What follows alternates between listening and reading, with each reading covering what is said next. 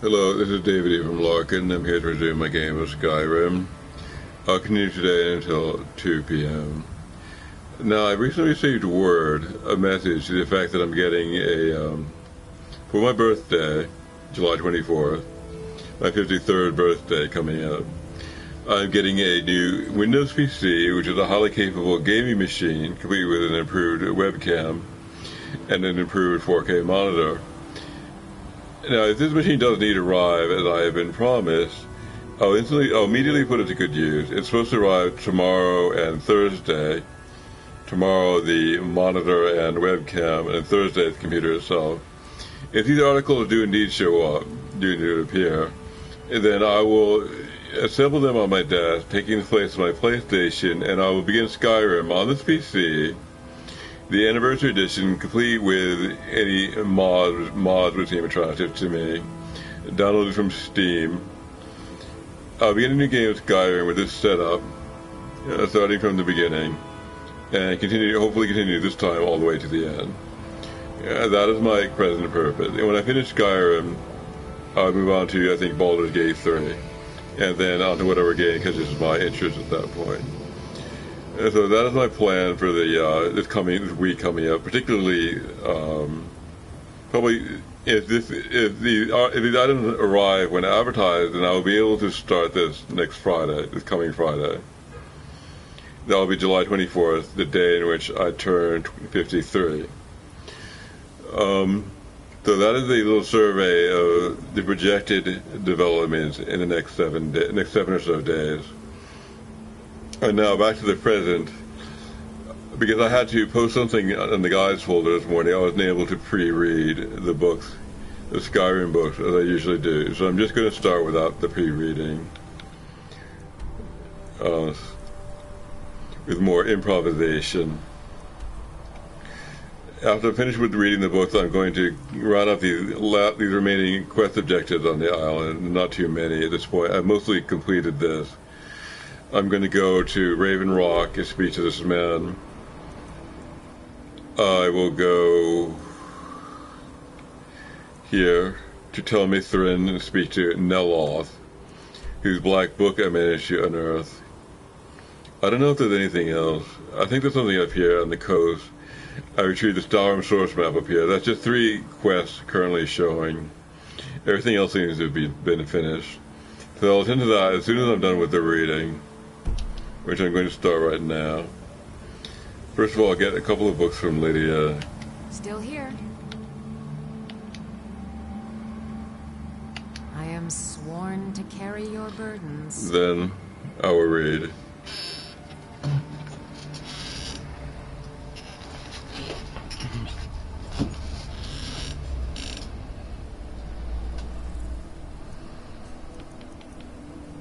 Lydia doesn't seem to have anything. Alright, I'm going to summon my Daedric servant, the butler.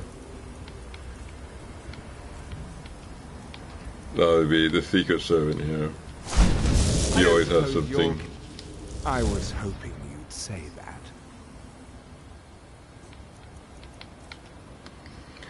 So, I believe I read volume 12 of the series before. I see I have volume 6 here. I'll take that.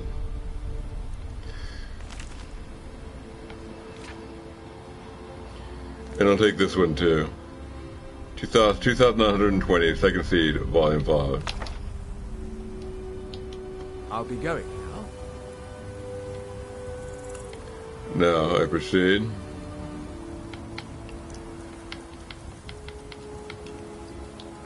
The 16 Accords of Madness, Volume 6.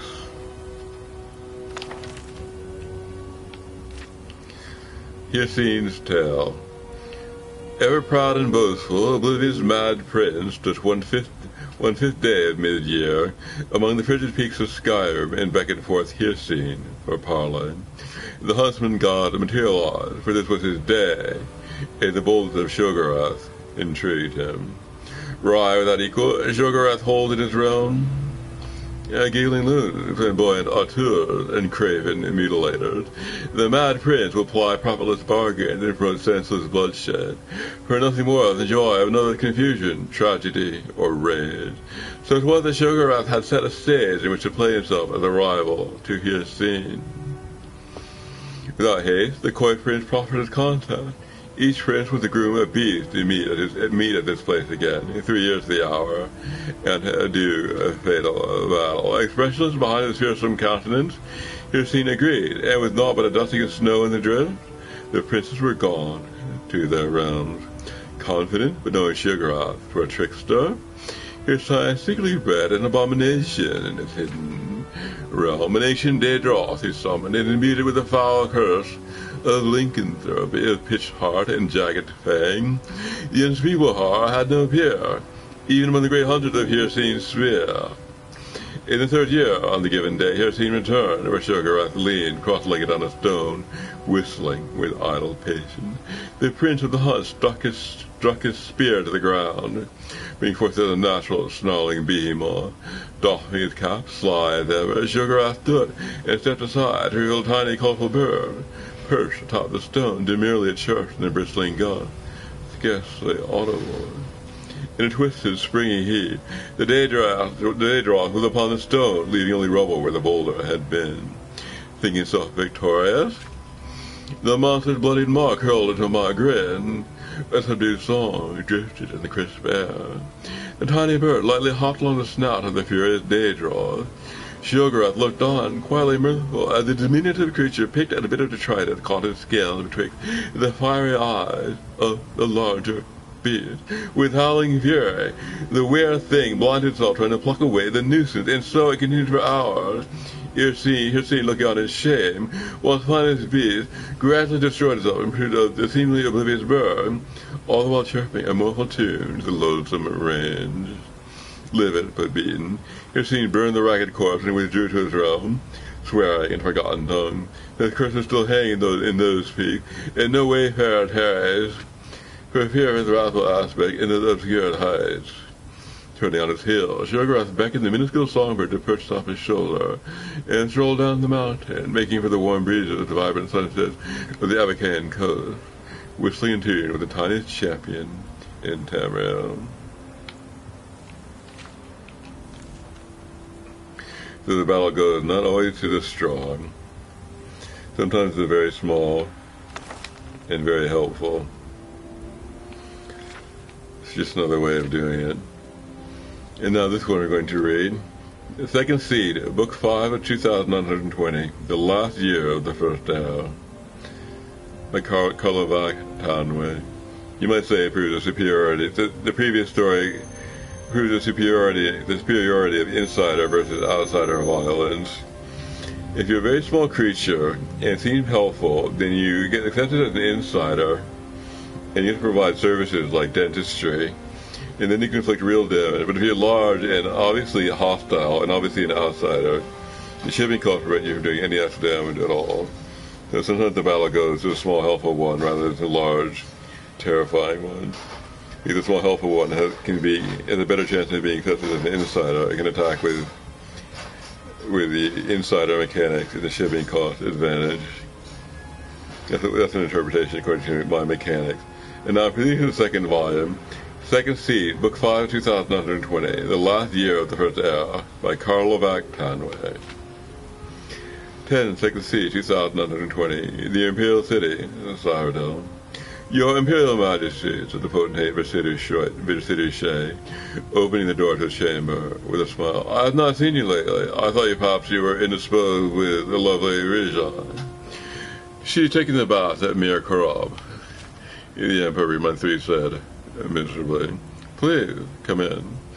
I reached a stage where I can only trust 3 people. You, my son the prince, and Arija, said the Emperor petulantly. My entire council doesn't have a pack of spies. What seems to be the matter, Your Imperial Majesty? Asked the potentate Virsidi sympathetically, drawing close a curtain in the chamber. Instantly all sound outside the room was extinguished, echoing footsteps in the marble halls and birds in the springtime gardens. I discovered that a notorious poisoner, an arbitrage woman from Black Mars called Kachika, was with the army of Carsuvio. While we were in camp there, my son was poisoned for the battle at Bodrum. I'm sure she would have preferred to kill me, but the opportunity didn't present itself, the Emperor assumed. The council suggested that we need evidence of her involvement before we prosecute. Of course there was, said the potentate thoughtfully. Particularly one or more of them was in on the plot. I have a thought, Your Imperial Majesty. Yes, said Raymond impatiently. Out with it. Tell the council you're dropping the matter, and I will send out the guard to track the Kachika down and follow her. We will see who her friends are and probably get an idea of the scope of this plot on Your Imperial Majesty's life. Yes, said Raymond with a satisfied frown. That's a capital plan. We'll track the scheme to whomever it leads to. Decidedly, Your Imperial Majesty, smiled the potentate, parting the curtains so the Emperor could leave. In the hallway outside was Vertida Shai's son, Kavirian Chorak. The boy bowed to the Emperor before entering the potentate's chamber. Are you in trouble, Father? Whispered the Kaviri lad. I heard the Emperor found out about, what's her name, the poisoner?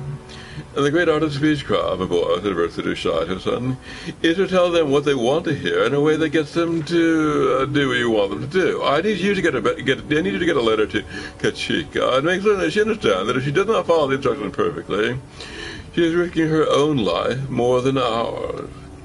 13-second siege, 1920, Mir Korup, Cyrodiil. Regis sank luxuriantly into the burbling hot spring, feeling her skin tingle like it would be rubbed by millions of little stones. The rock shelf overhead sheltered her from the misting rain, let all the sunshine in, streaming layers through the branches of the trees. It was an idyllic moment in an idyllic life, and when she was finished, she knew that her beauty would be entirely restored. The only thing she needed was a drink of water. The bath itself, while wonderfully fragrant, tasted always of chalk. Water, she cried to her servant. Water, please. A gaunt woman with rags out of her eyes ran to her side and dropped a goat skin of water. Regina was about to laugh. The woman disproved her, and she herself was not ashamed of her naked body. But then she noted through a crease in her eyes that the old woman had no eyes at all. She was like one of those ormatrons that Regina had heard about, but never met. And born without eyes, they were masters of their other senses. The Lord of Mirkorov had a very exotic servant, she thought to herself. In a moment, the woman was gone and forgotten. Regina found it very hard to concentrate on anything but the sun and the water. As she opened the cork, the liquid within had a strange metallic smell to it. Suddenly she was aware that she was not alone. Lady Regina, said the captain of the Imperial Guard, you are acquainted with Kachika. I've never heard of her, said Regina, before becoming indignant. What are you doing here? This body is not for your leering eyes. Never heard of her. When we saw her with you not a minute ago, said the captain, picking up the goat skin and smelling it. Probably Neves Eckert, is she, to poison the Emperor with? Captain, said one of the guards, running after them quickly. We cannot find the Argonian, as if she disappeared in the woods. Yes, they're good at that, said the captain. No matter, though, we've got her contact at court. That should please His Imperial Majesty. Seize her. As the guards pulled the writhing naked woman from the pool, she screamed, I don't know what this is all about, but I've done nothing. The Emperor will have your heads for this. Yes, I imagine he will, smiled the captain, if he trusts you. 21 seconds siege, 1920, Gideon, Black Marsh. The sound Vulture Tavern was sort of out-of-the-way place that Zook favored for those sorts of interviews. Besides himself and his companion, there was only a couple of old sea dogs in the shadowy room, and they were more unconscious from drink than aware. The grimed, unwashed floor was something he felt rather than saw. Copious dust hung in the air, unmoving and sparse rays of dying sunlight. You have experience in heavy combat, the reward is good for this assignment, but the risks are great as well.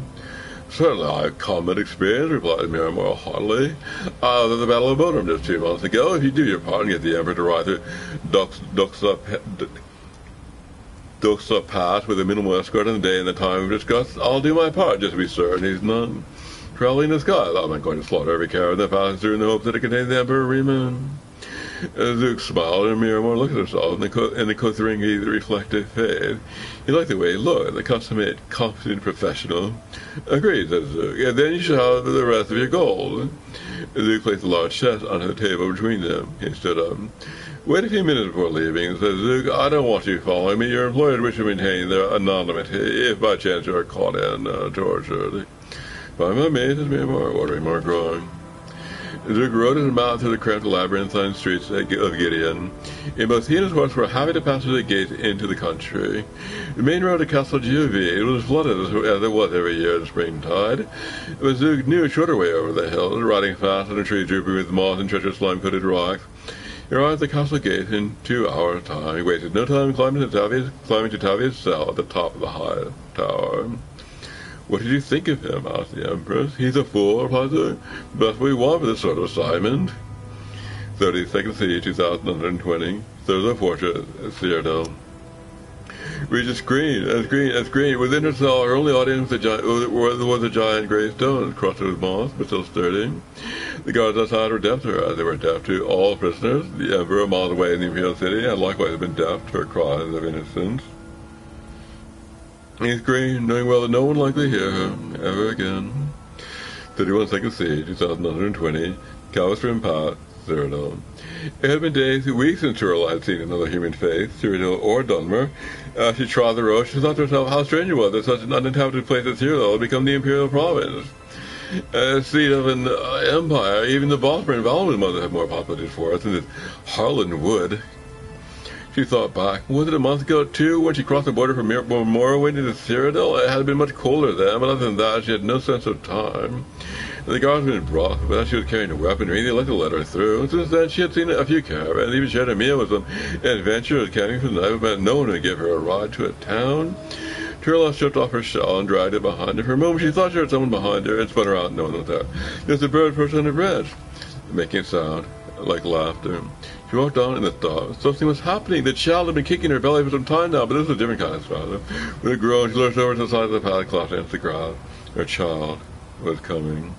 She lay on her back in a push, but she could barely see with her tears of pain and frustration. How had it come to this? Giving birth in the wilderness all by herself. The child, whose father was the Duke of Morno, Holder, screaming rage and agony, shook the birds from the trees.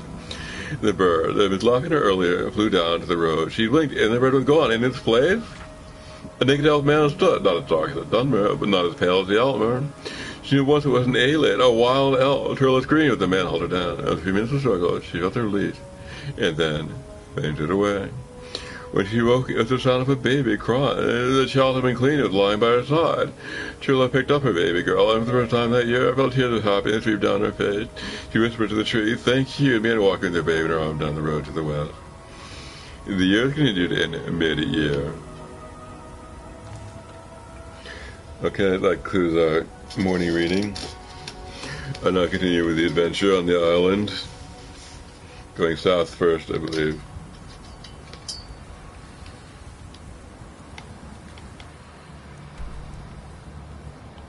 I'll read it here. Raven Rock.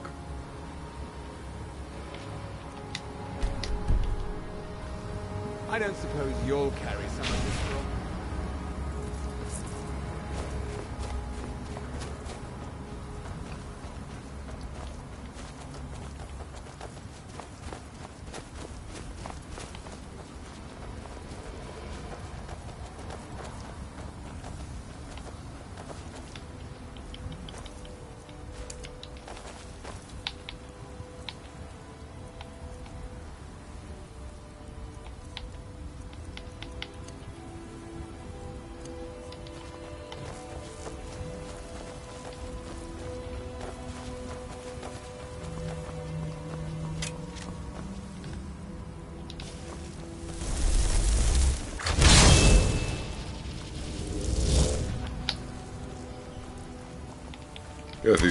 Guess these hunters aren't hostile. Just gonna pass on.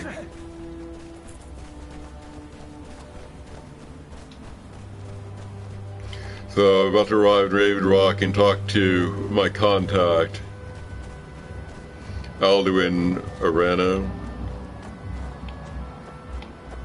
I can't remember what my business is with him.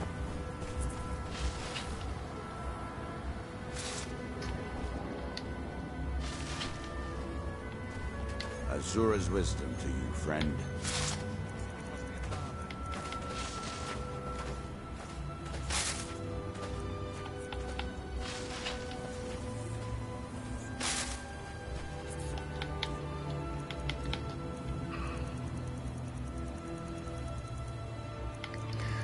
Astalrim. But I guess I don't smelt it. Maybe I'll try to forge it. I'm supposed to make some kind of Nordic jewelry with it. I don't know what you did in those mines, but it put a smile on Patience's face. I want you to stay away.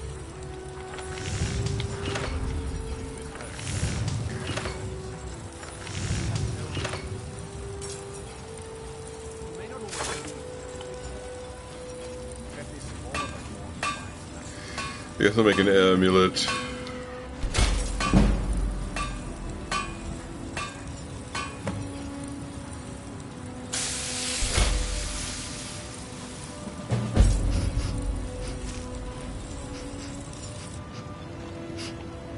We're one of the same kind, you and I. Get that with Glad it. to have met you. With the Ashbourne threat taken care of, I can give my men the rest they deserve.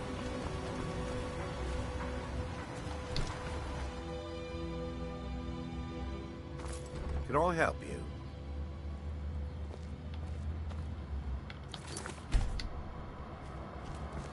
Well, what happened? Were you able to track down Vendel? Out with it!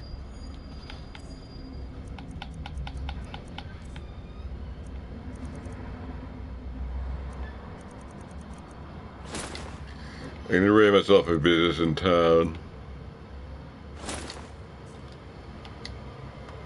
He's no longer a threat. Then, it's finally over. May I have a word? What of the Reverend Guard I sent to assist Of you? course, Slain by the Morag Tong. concerned about our Damn food it. stores. I was Now hoping I to can only protect carry our so people much by on each sending them, journey. not end up Won't with be my casualties. To think that Vendel would stoop so low as to hire those fetchers. I'm glad you killed him. I did what had to be done. Simply wonderful.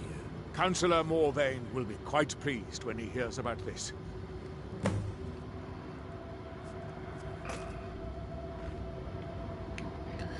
Why do the Ulans have a tomb in Raven Rock? Villa Ulan wasn't the first Ulan to live in Raven Rock. His father, Valen Ulan, was one of the first Dunmen to settle here. Unlike his son, Villa, Valen was a good man. He contributed to the community and was quite respected. When Valen died, his family provided the funds to construct the tomb.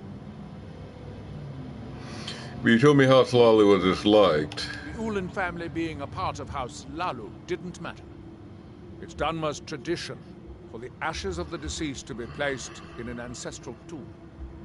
Valen Ulan and his son's remains were both laid to rest there because that's what he'd requested. Do you want to be the new steward of Tel Mithrin? I'm perfectly content with my current position. Can you tell me more about the Severin family? Telesu is wife to the family patriarch Vendel. They have a single child, a daughter named Miri. They arrived here 10 years ago and have been nothing but a benefit to Raven Rock ever since. A benefit? How? They are quite wealthy and they've been quite generous by sharing their fortune with the community. They've contributed coin, food, supplies, even helped repair a few of the buildings in town with their own hands. Nothing unusual about them at all. People have mentioned it's a bit odd about how close in age Mary appears to be to her father, but that's hardly a cause for alarm. Just make sure you find solid evidence. If I accuse them without it, I'll be the laughingstock of the colony. Follow me, and I'll take you to the Councillor so you can speak to him yourself. Excuse me, Councillor Morvain. I have some wonderful news. You've brought Raven Rock back from the brink, traveler. I haven't I seen don't a know how smile to on thank my face you. like that in a long time. This visitor has single-handedly dealt with a threat that could have ended your life. Vendel, Telesu, and Miri Severin weren't who they appeared to be. I'm afraid they were here to avenge Villa Ulan's death. Vendel? But he's done so much for Raven Rock. How could this be possible? They did it to gain our confidence, Councillor. They had us all fooled. I should have been more vigilant. I'm sorry. Don't say that. It's not your fault, old friend. And you, step forward. What you've done for me, for all of Raven Rock, goes far beyond what I would have expected from a traveler to our town. For this, you have my deepest gratitude. Which I've done without question for Thank you, Counselor. Now, I'm certain Adril was prepared to reward you appropriately for everything you've done. Am I to suddenly However, turn my back? since a bit of coin hardly seems like enough, It's this island. I've decided to provide Of the something seasons we left Varda more there. substantial. It's as though a part of me Oh. is missing. Since the Severin Every family, gunman or left whoever a they piece of were, themselves turned behind. out to be criminals, their property is All now we can do forfeit. is make the most of As one counselor, I hereby award you Severin Manor and everything contained within. You've earned your citizenship here, and I hope you'll consider staying with us as a member of our community.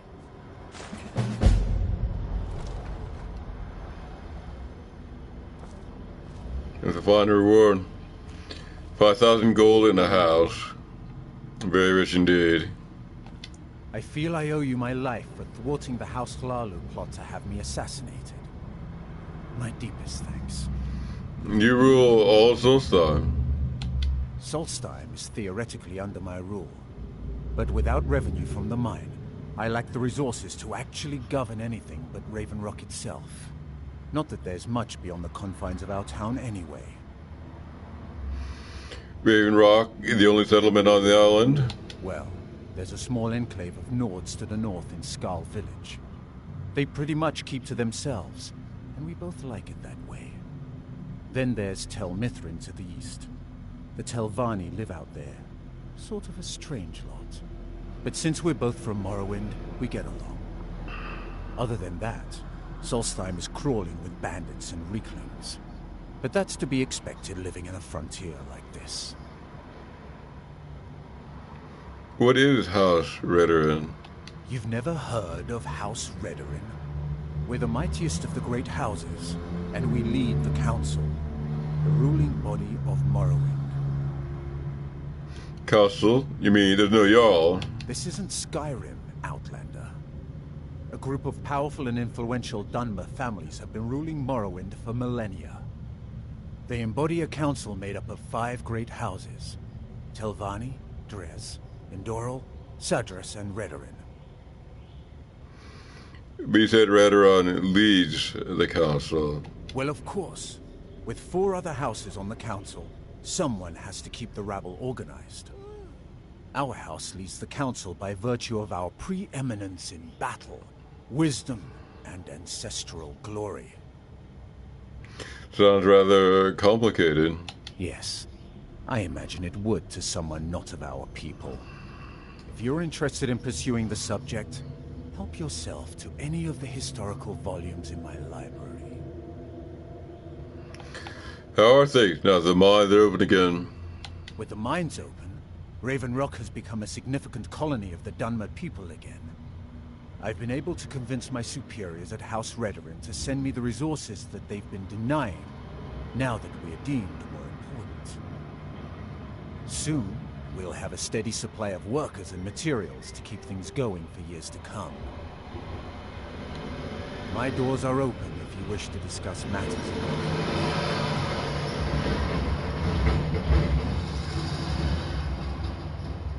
The mines are open and the ebony has begun to flow because of your discovery. My eternal gratitude and blessing.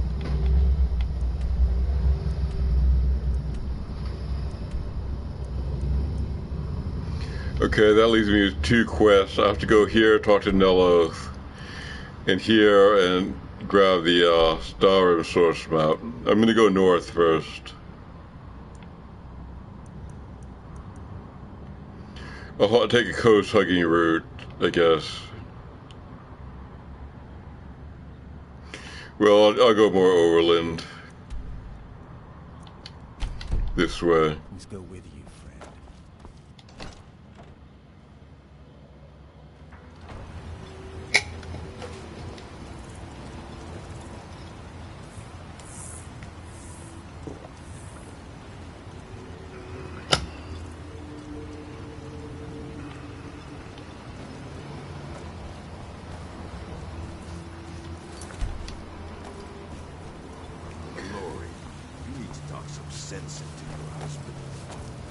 Can't get blood from a stone. Your actions here have been a blessing to us all, Sergio. Do you want to be the new steward of Tel Mithrin? And leave my farm? No thank you. Next time you're hungry, stop by. I always have plenty of food for sale. If you ever need, just got some of my merchandise off the latest supply ship. See if anything strikes your fancy.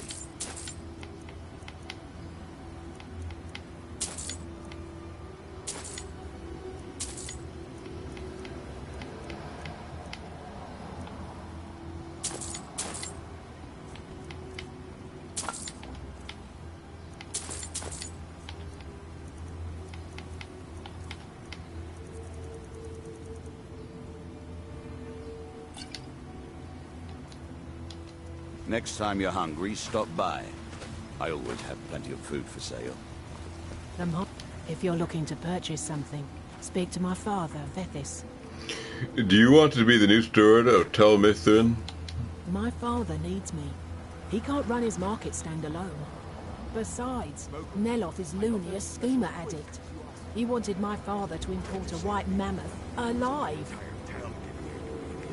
Know anyone that might take the job? You could try Drovus Relvy. He came in here asking my father if he needed any odd jobs done. Seemed kind of desperate. Keep yourself safe. Solstheim's still a dangerous place. I can't thank you enough for I'm reopening a the Ebony different Mines. person. You've brought light And to I the have you darkness, to thank for it. I'll give you this warning only once. Stay out of my I way, work for and we'll do Murgle just doesn't lend coin to outlanders. It's busier now that somewhere things else. are starting to look up. I guess I might stay a bit longer after all. What have you got for sale? Take a look.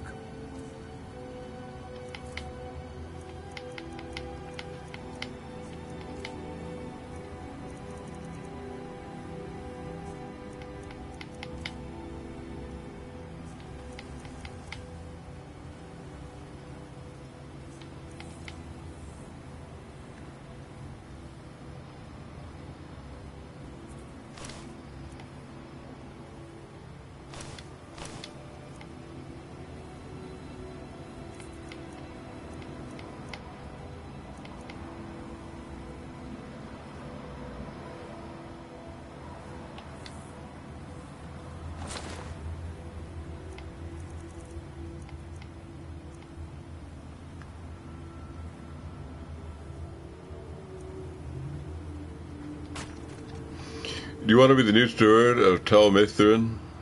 Don't be ridiculous. Who would run this place? You ask around the retching Netch. Someone there might be crazy enough, or drunk enough, to do it. The East Empire pendants are scattered all over, so leave no stone. I'm right behind you. I am at your command.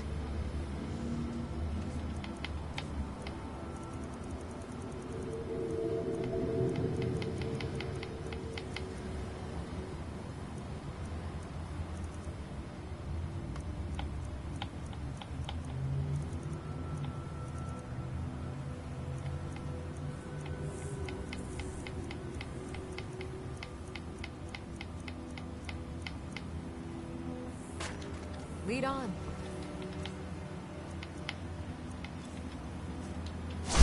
More cups and... I was hoping you'd say that. Oh, he had one of these things. It's been so much fun. Yeah, so what can I get you? Got everything from potions to pitchforks. If you're looking to buy, then I'm looking. As long as you keep bringing them, I'll keep buying them.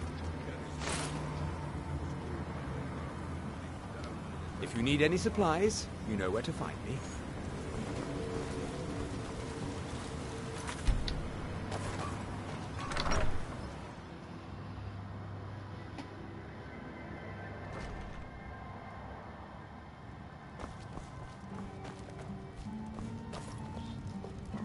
Working on those standing stones feels like a bad dream. I'm glad you woke us from it. Do you want to be the new steward of Tel Mithrin? You mean leave Ravenrock for good? To go work for a crazed Telvanni wizard? Sure. Just let me get me things. On second thought, never mind. I can get new stuff. You seem awfully eager. Well, I've never been one to pass up an opportunity. Sorry to run, but I'm off to my new job.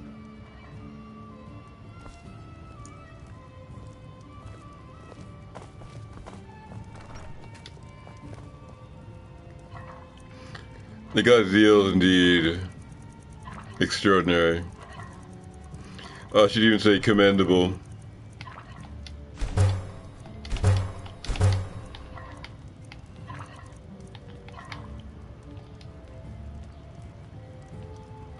Well then.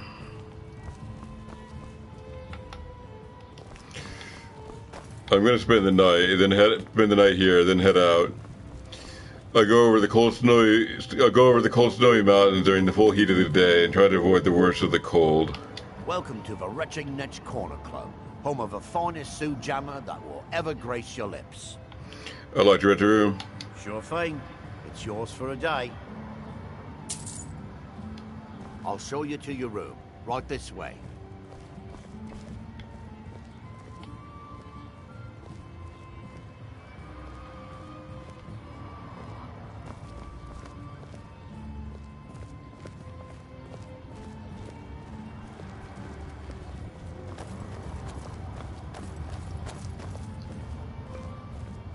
Let me know if there's anything else you need.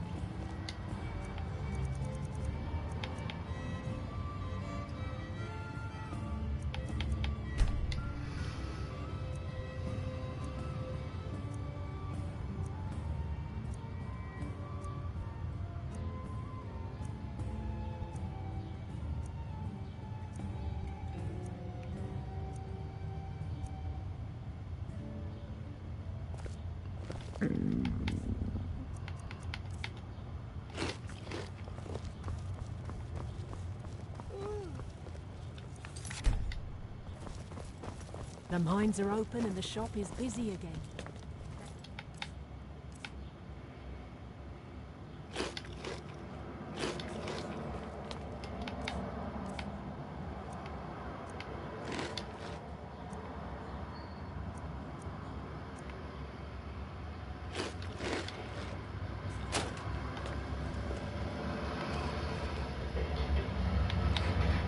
Then I got food poisoning. I guess I got over it. No, I didn't.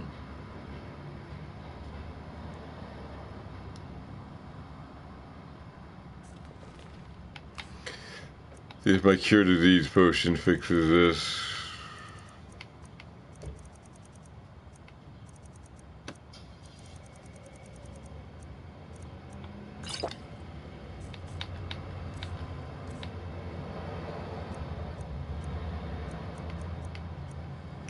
I guess it did. I seem to have lost it. So I managed to cure my food poisoning by drinking a potion of cure disease. I see my stockpile potions a little bit exhausted, so I'm going to stop here and brew up some new ones.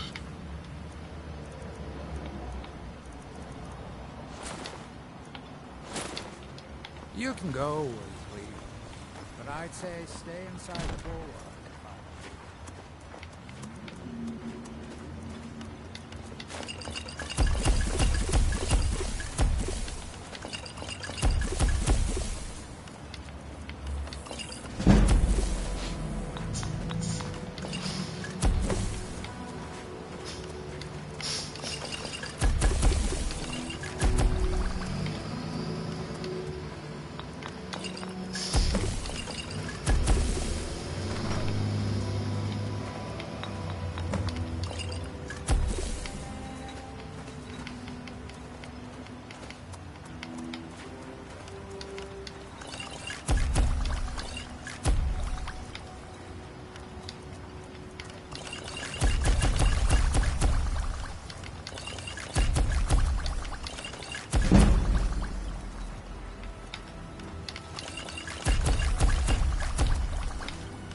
I don't know who sent you here, but you've given us something to build on. I hope someday we can repay you for your kindness.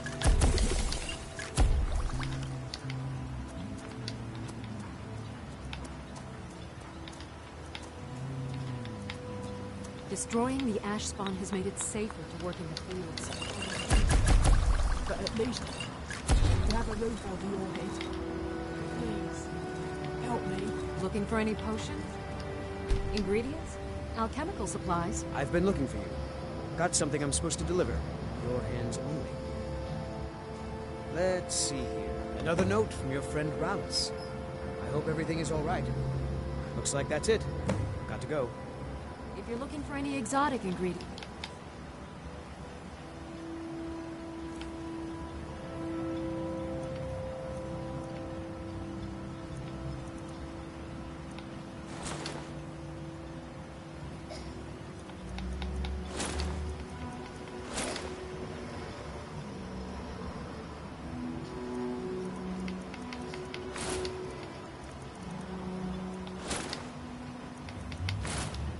Just ask.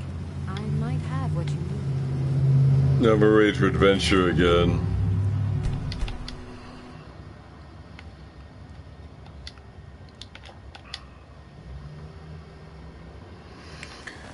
The final save. It seems I have another local quest. I have to go back to this mine where this curmudgeonly partner of mine is engaged in some kind of sporadic digging effort.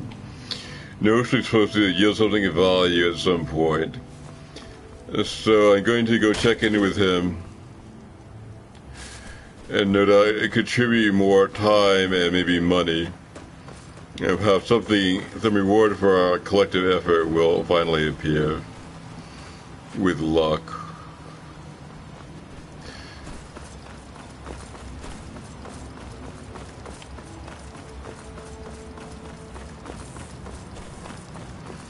When I last saw him, I donated 2,000 gold after clearing the place of Draugr, and he promised to set to work at it again with more workers and hopefully uncover something. So now I'm going to check in on that and see where he actually is at this point.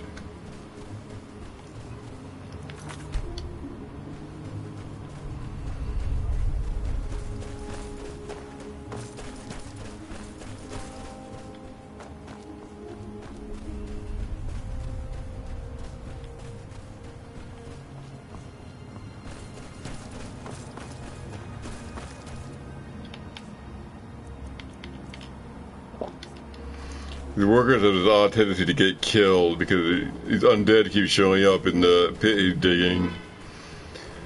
It might actually be death from being owed excessively, according to the prison camp. So we'll just see what's what here. Thing is no doubt profoundly inefficient and unprofitable and predatory.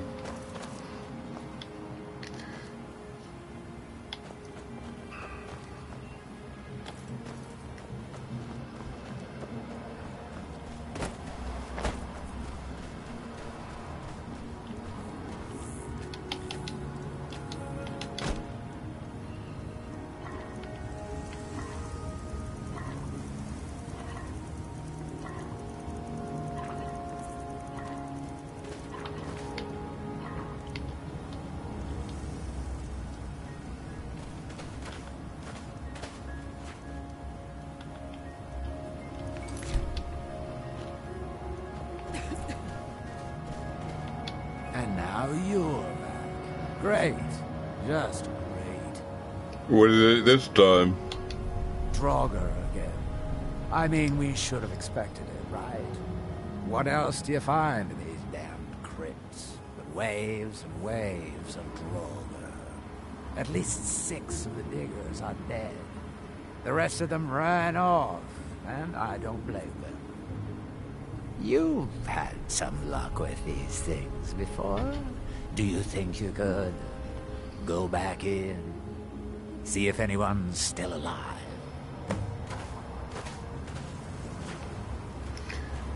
I will clear the Draugr from the barrow and search for the missing miners. Casualties of this project's bad luck, shall we call it.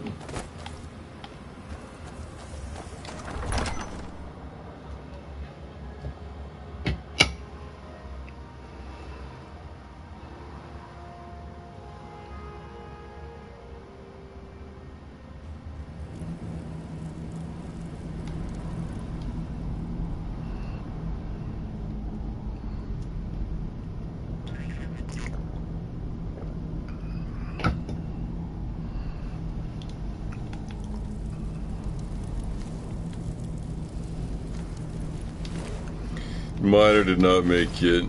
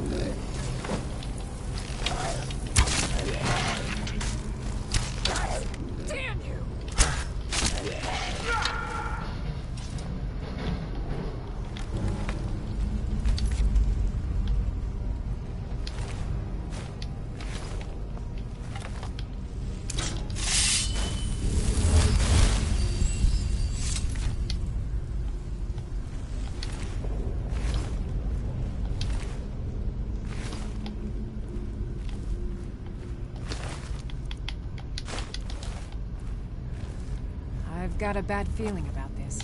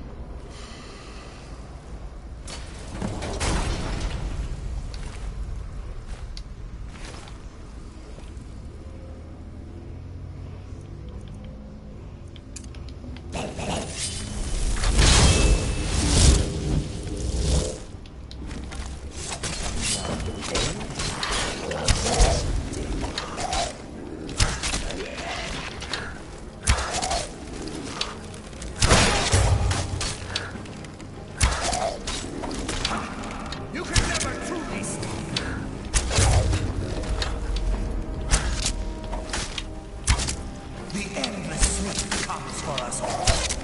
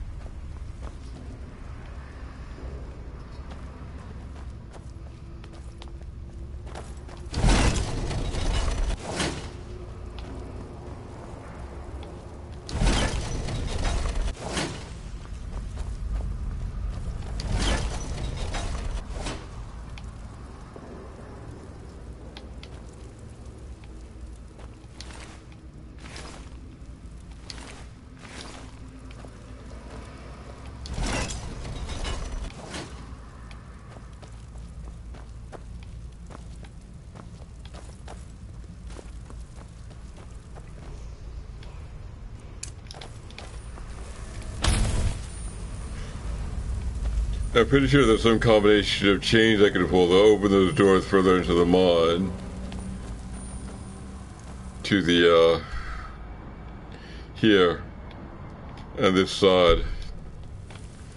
But yet the exact combination is escaping me.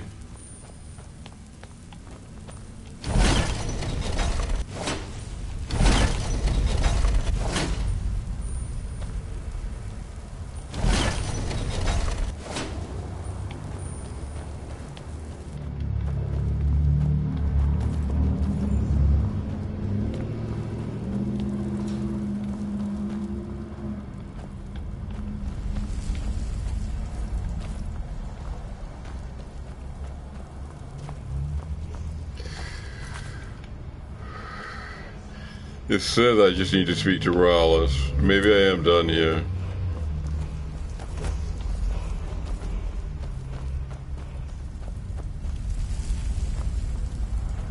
This looks like a door that might open, but then I try it, nothing happens.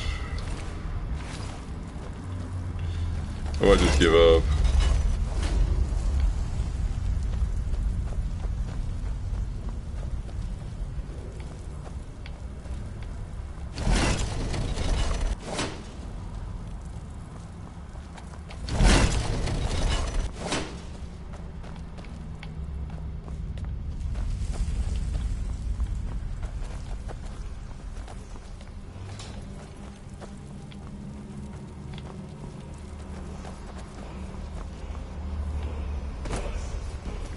There's no chanting here, meaning there's a dragon, a word of power I need to absorb.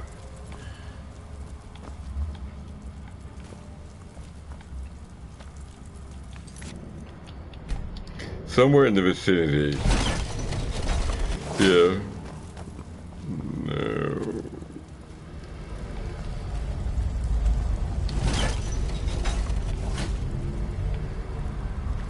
Well, I'm giving up for now. Maybe Ralls will give me a clue.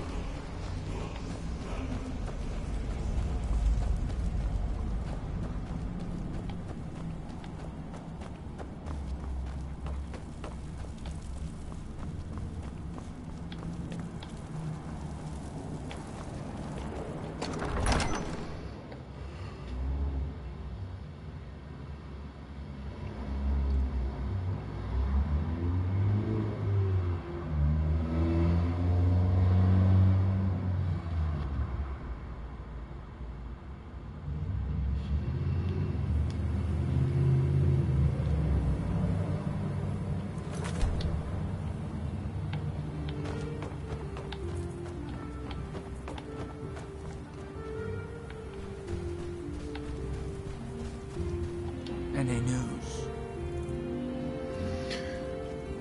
I defeated the Draugr and located the missing miners.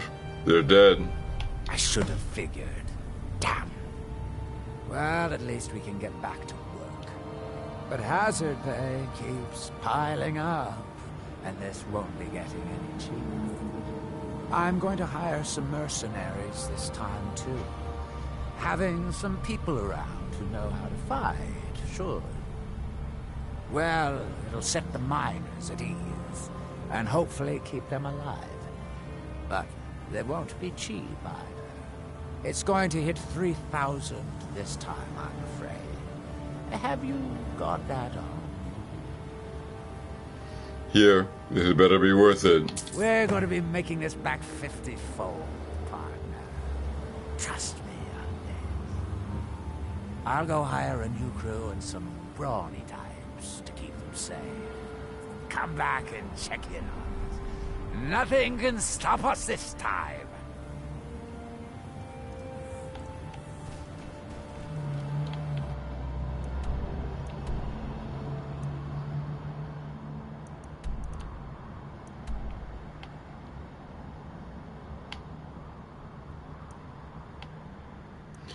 Guess I will work my way up around the coast.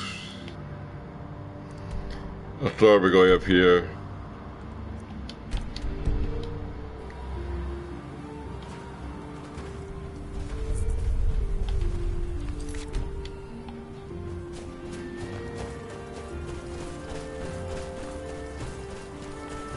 See, the cave here I haven't explored. I'll take a look in there.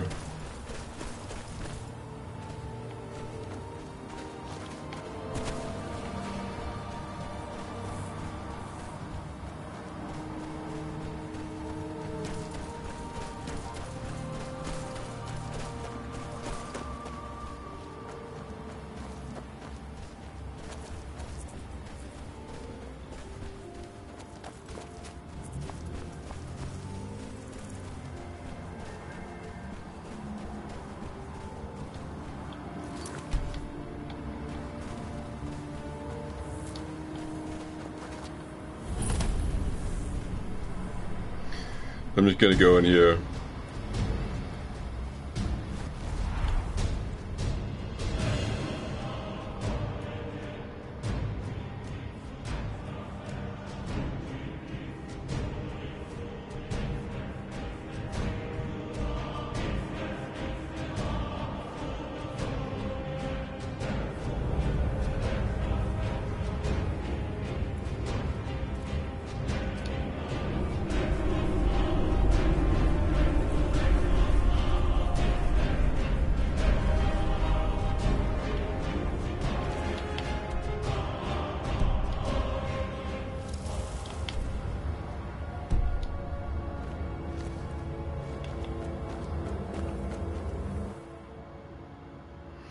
I think there's some sort of combat out here.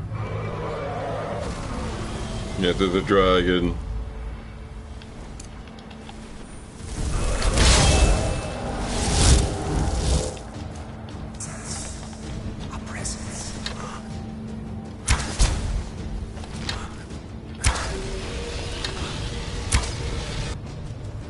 I shouldn't have this. Mirak should not appear to steal the soul this time, since I managed to kill him.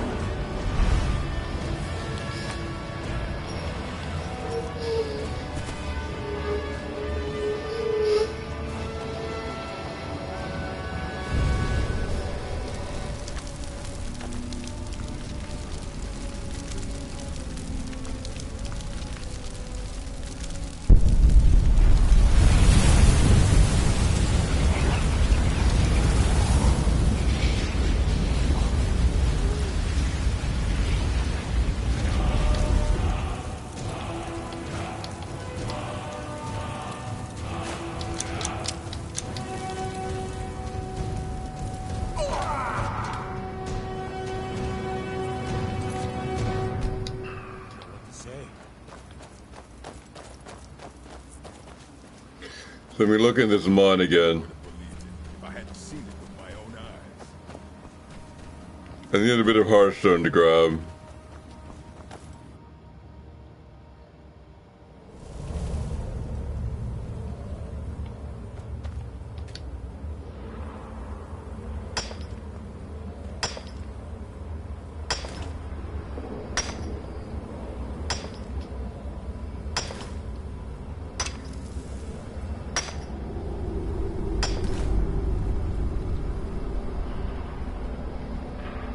I guess that's all there really is here.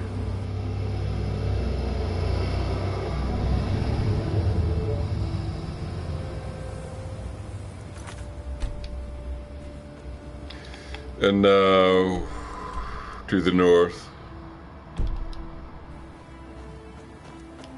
I'm going to look further into, let me look into this Skyrim source. A map that Skyrim supposed to be around there.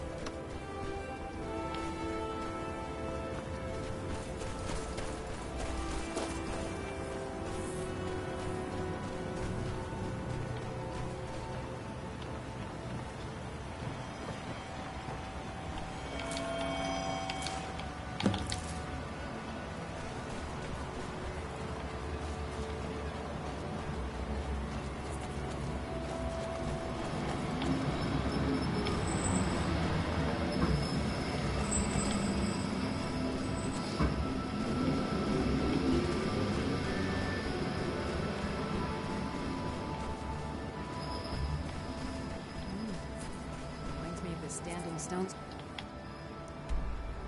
Back home.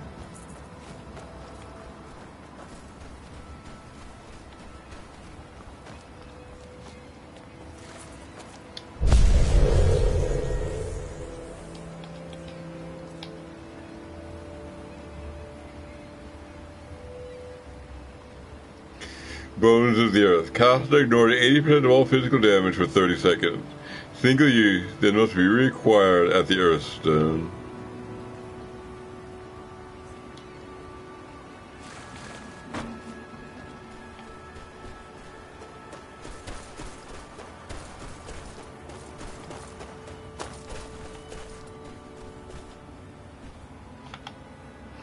Excuse lane, I'm heading north, which is a dangerous direction to be going in when it's late. It's gonna get cold and I'll get stuck up there. So I'm gonna spend the night at the inn before I proceed any further.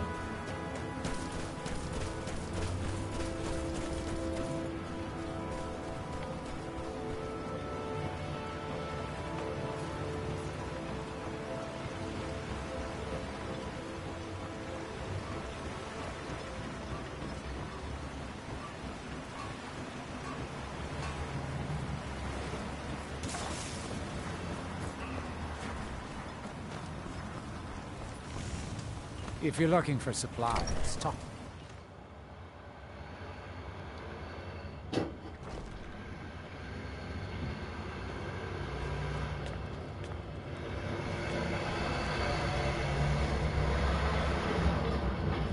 Welcome to the Retching Netch Corner Club, home of the finest Sioux jammer that will ever grace your lips.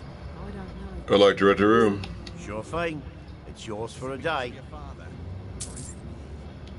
I'll show you to your room, right this way. I don't think we're one of the same kind, you and I. He suffers. I'm glad to have met you. At some point, you're going to have to choose. No matter the outcome. Look at me.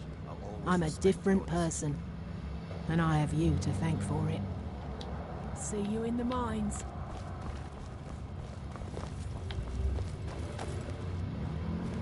Let me know if there's anything else you need.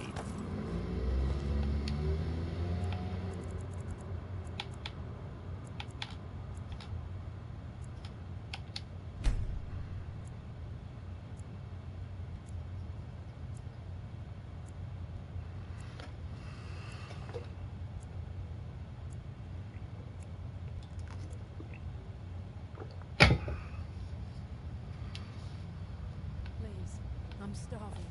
Any help will do. Oh, fine, fine. Here you go. Okay, it's now 6:49 a.m. It's With bright the and asteroid early. threat taken care of, I can get my...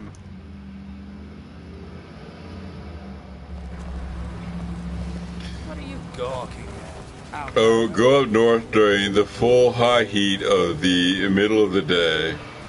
And hopefully not get very frostbitten. Hopefully be back before sundown.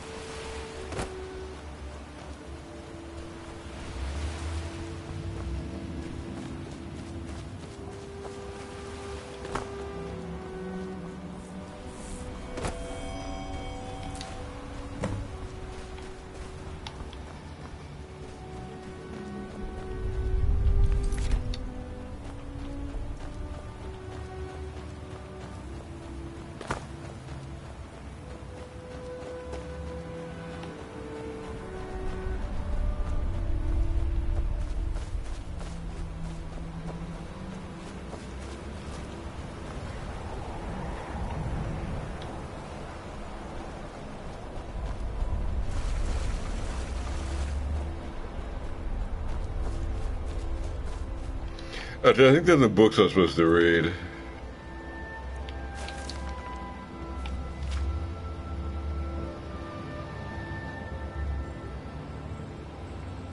And I read that one.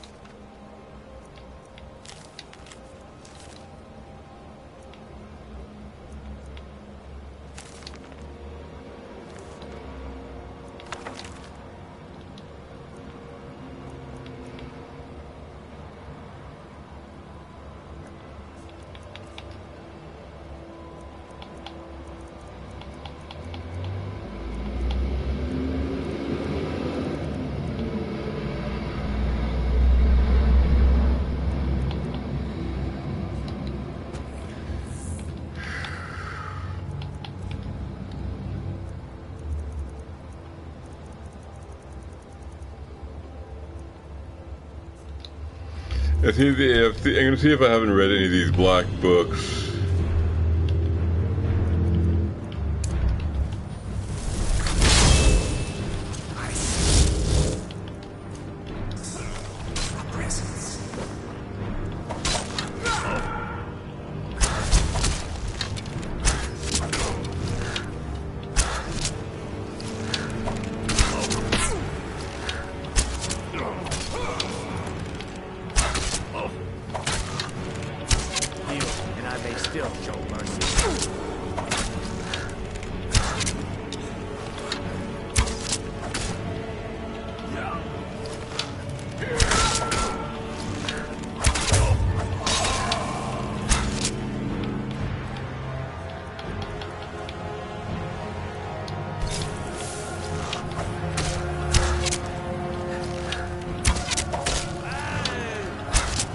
Such an abrupt end to our game.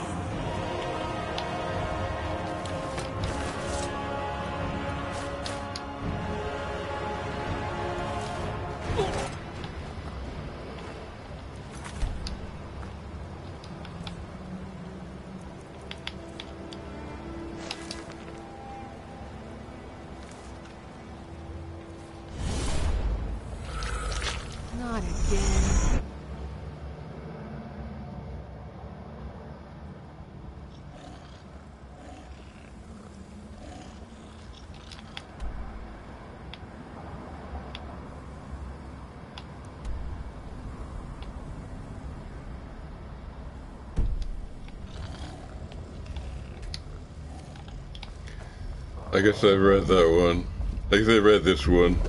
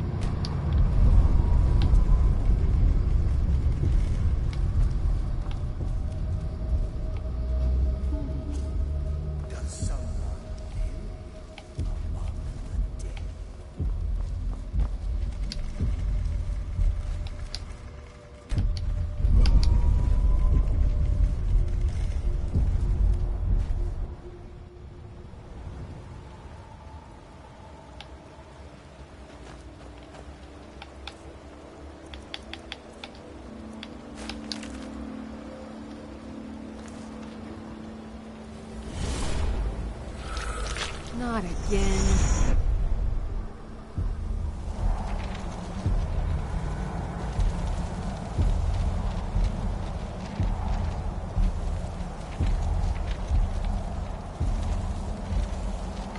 I think I have Secret Shadows already.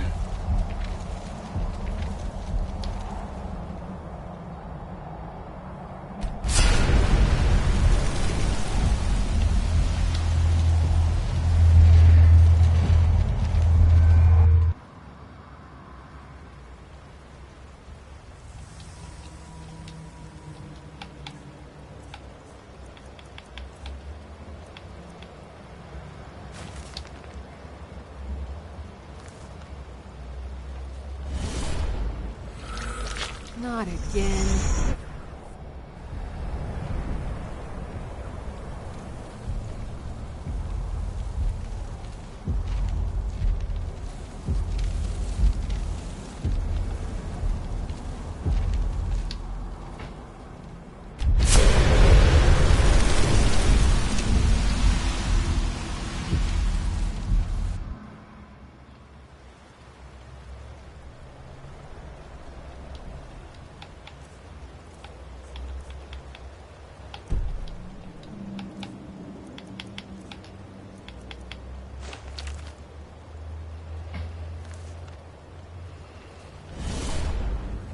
I wish you would stop doing that.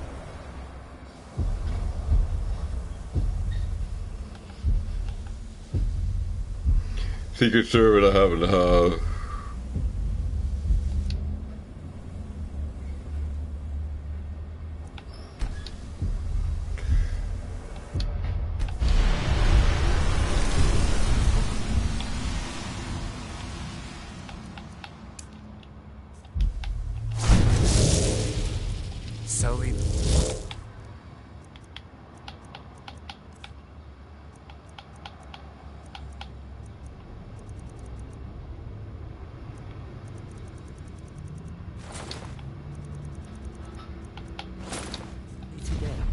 You have many things I wish to buy. I have some things to sell. Haggling with you can be so entertaining.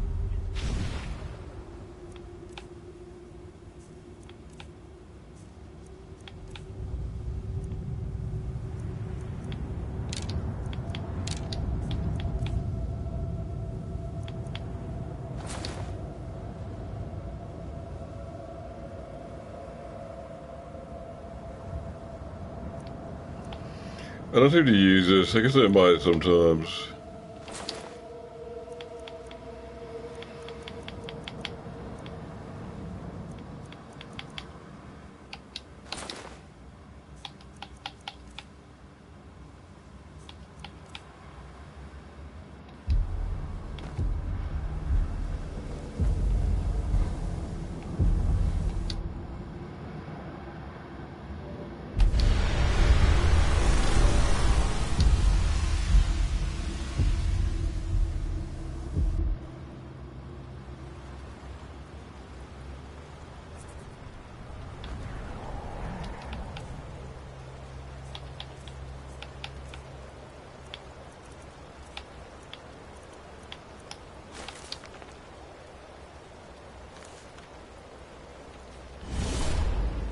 I wish you would stop doing that.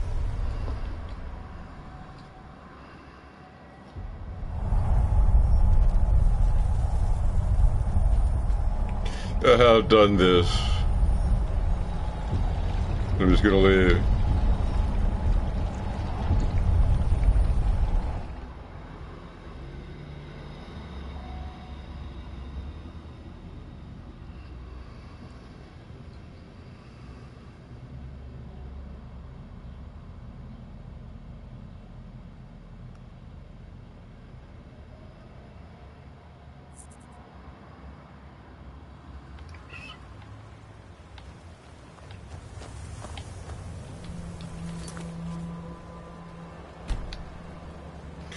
Okay, it seems that I've investigated all of the black books. There are no mysteries there. Let's head north then for the next quest.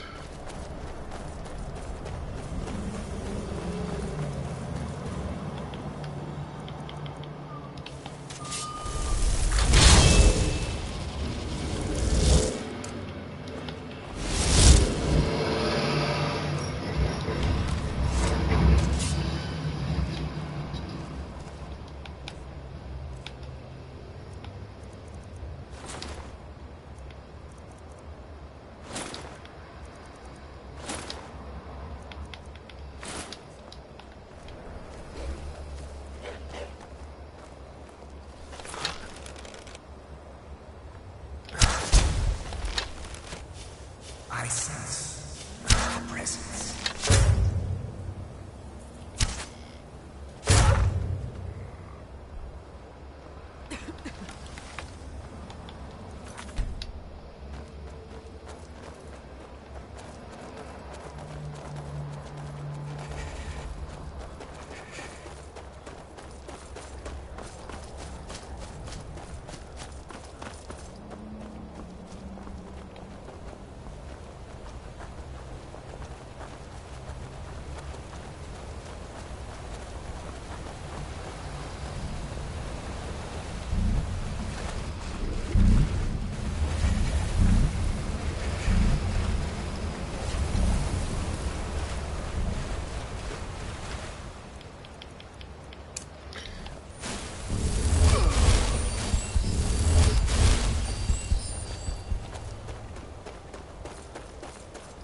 I definitely should have walked across that water with my boots.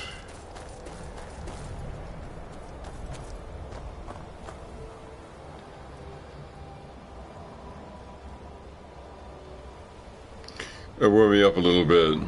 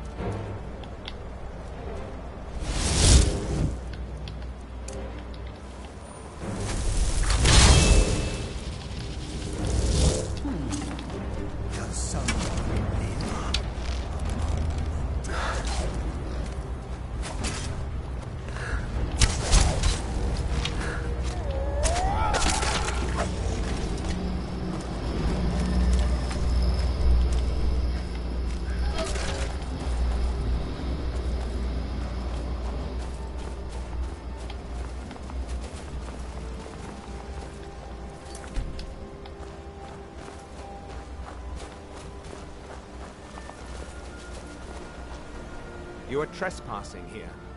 I strongly suggest you move on. I have business to discuss with your leader. You will find him on the deck. Any hint of treachery, and your life is forfeit.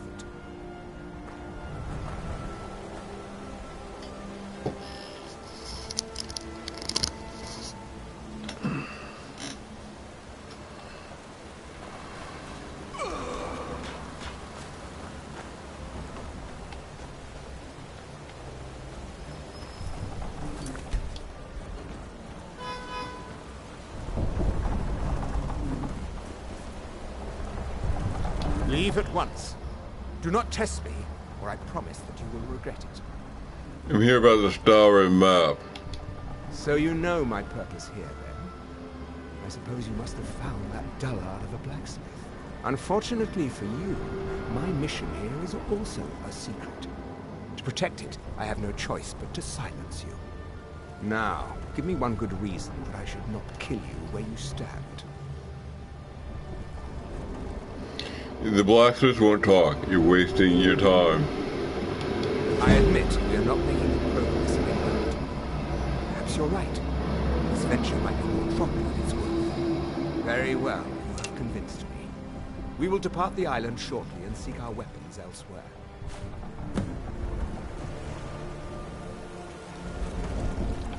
I got the Skyrim source map out of him.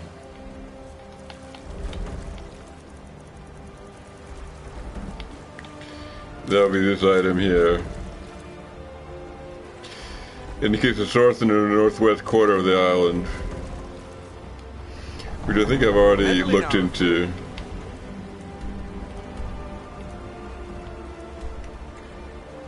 That could be here, maybe. No, it's here. We'll have a look. And your end will be swift and painful. You'd best show us the proper respect, if that's even possible for someone.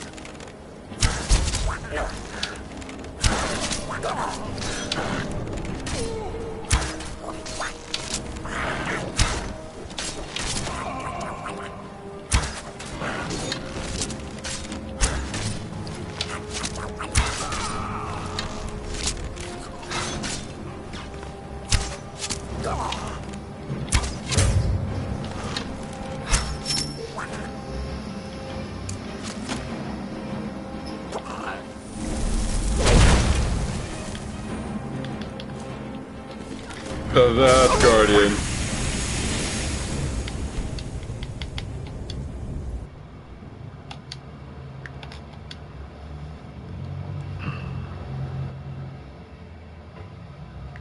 Use the Hearthstone to conjure the Ash Guardian, who defend the place permanently.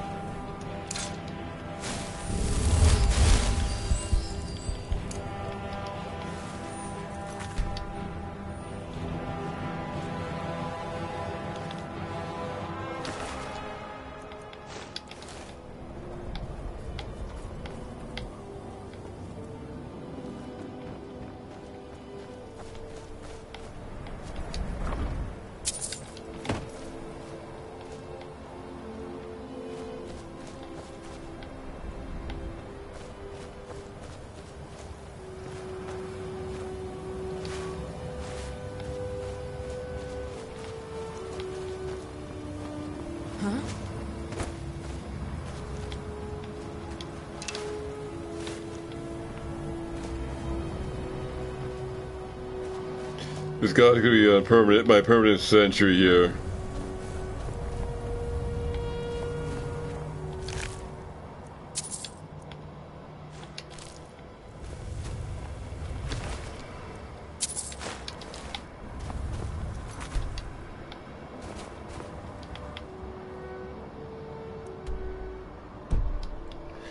I'm going to try to continue to the source of the Skyrim. I guess it's up here.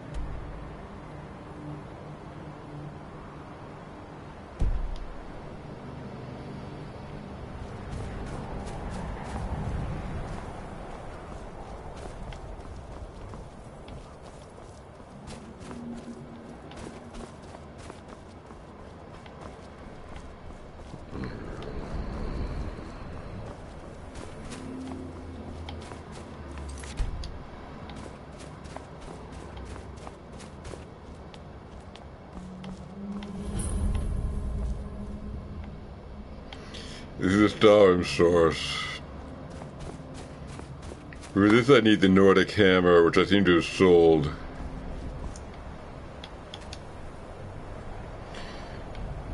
Maybe I can find it somewhere and come back here, but I seem to be unable to do anything right now.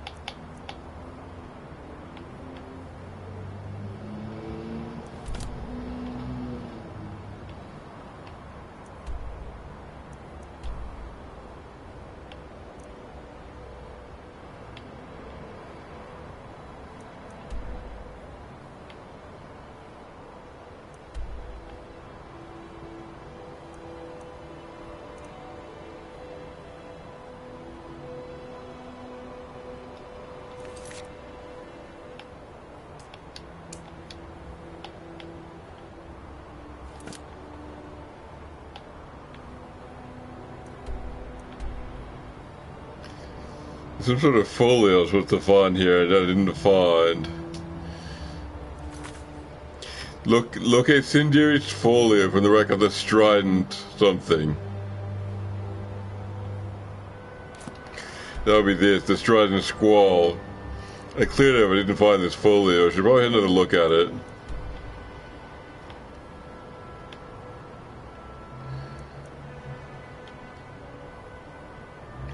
It seems like I have 2 quests remaining. I have to talk to Balda Ironshipper here and Neloth here. So what I'm going to do, I'm going to go back to Raven Rock, rest for the night, go here, see if I can clear that up, and then go east and north, wrap up those 2.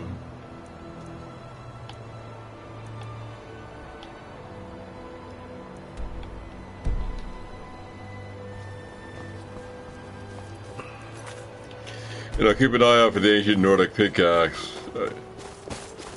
Look around the market. I'll look around the markets in Raven Rock, see if I can locate it.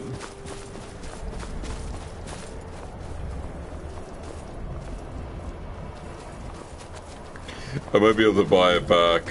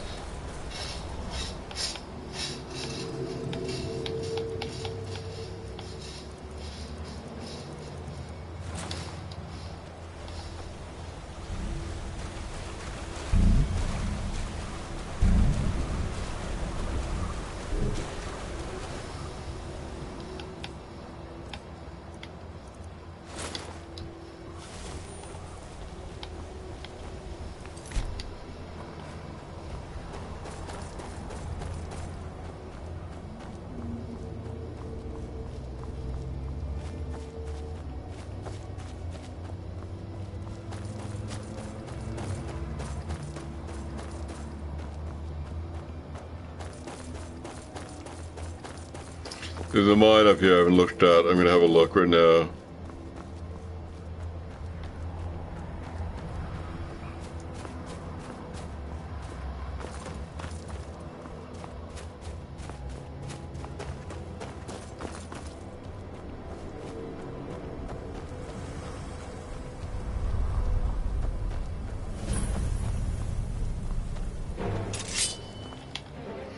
This guy seems kind of hostile.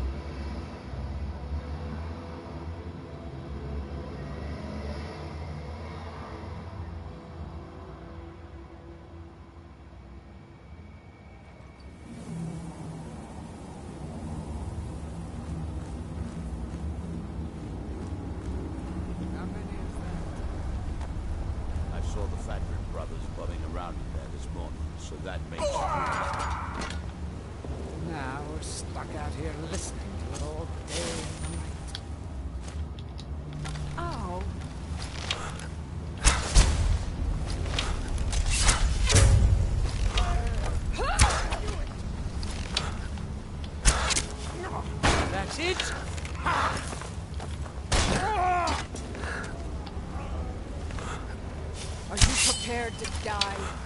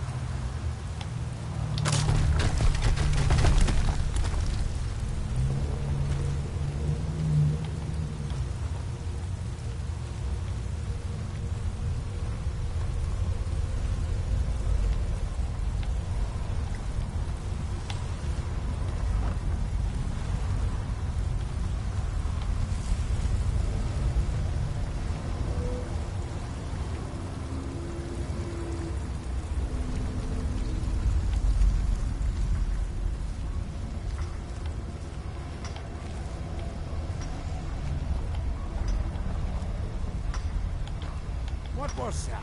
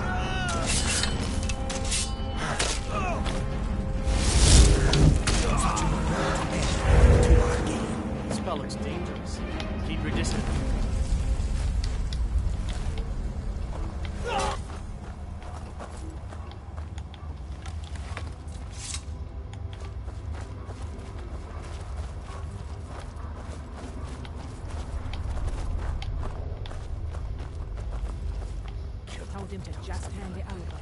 But did he listen? He had Live among the dead. Death comes for you now.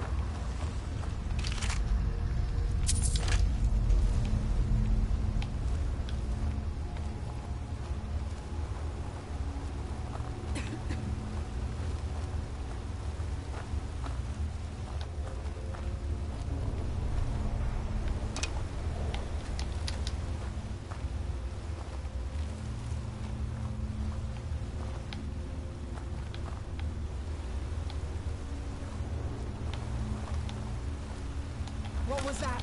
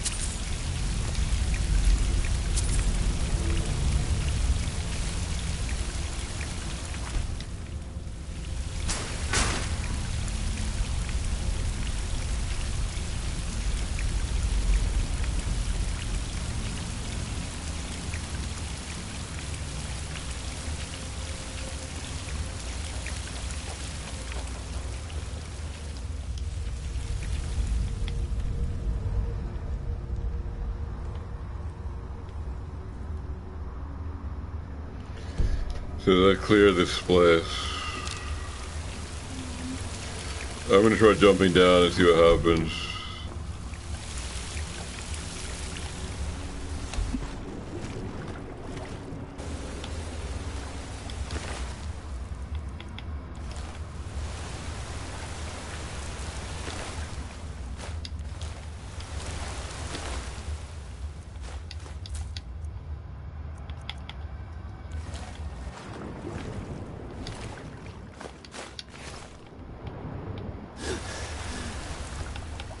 It's something which gives me water breathing.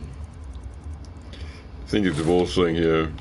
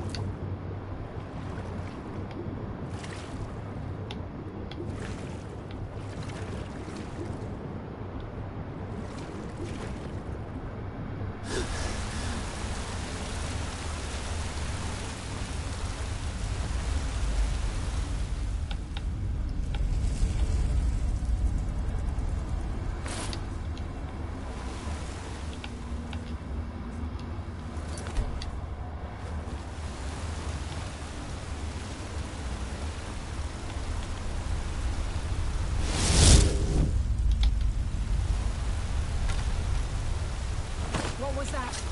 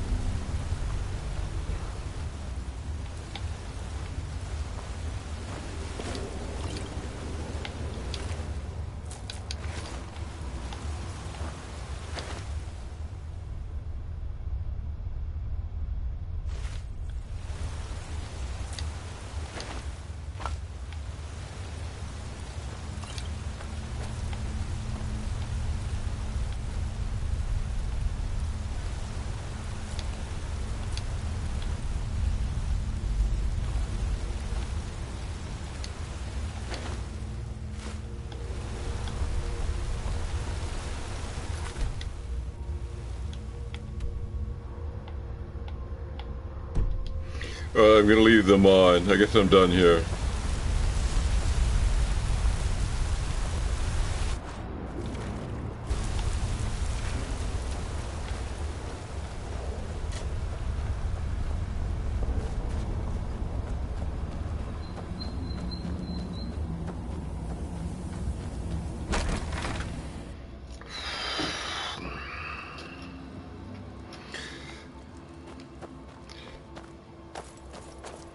I'm gonna go to Raven Rock, rest at the inn, and then take a real live 5-minute break.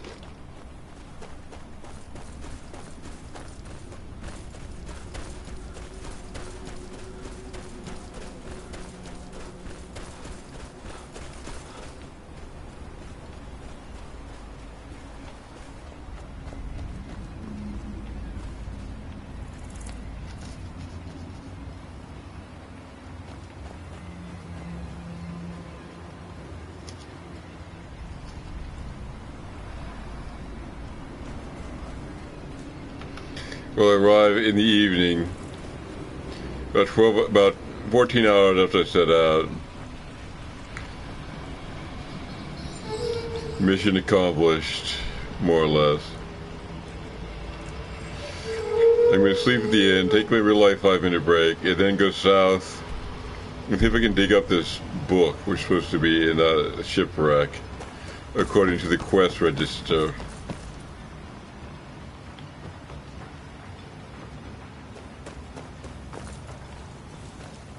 Headed east.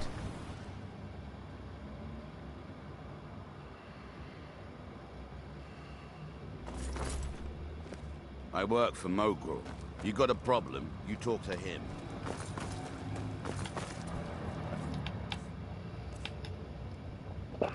Can't thank you enough for reopening the Ebony Mines. You've brought light to the Welcome to the Retching Netch Corner Club. Sure thing.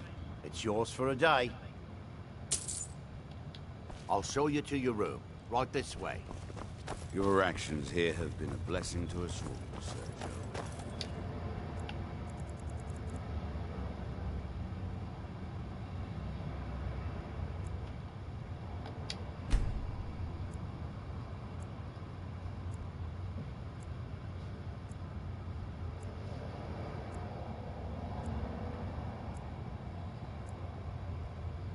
Let me know if there's anything else you need.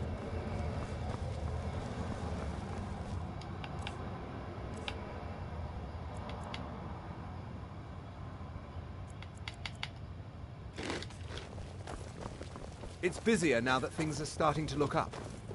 I guess I might stay a bit longer after all. The mines are up.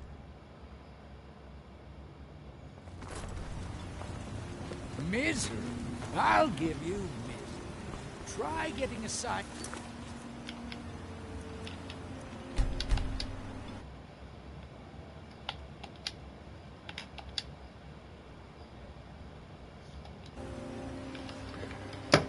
Alright, I'm going to be back at 11:30.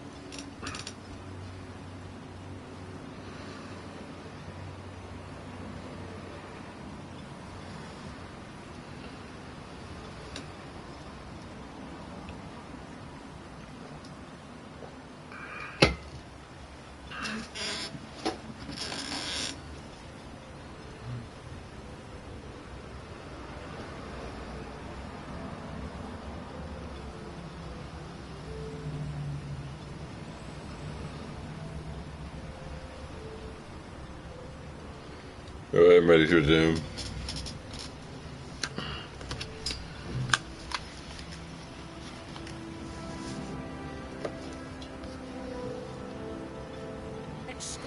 I'm gonna look around a bit for that ancient Nordic hammer, which someone around here might still have it. Who sent you here, but you've given us something to build on here. I hope someday we can repay you for your kindness. Take a look.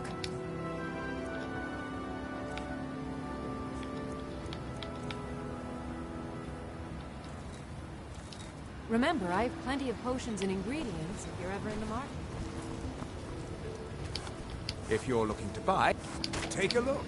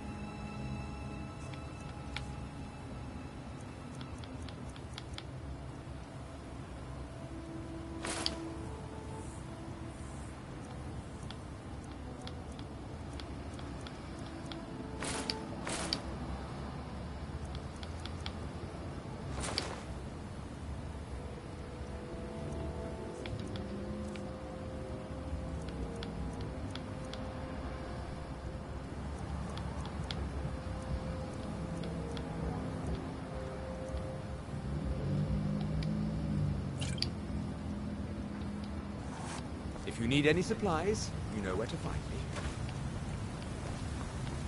We're one of the same kind, you and I.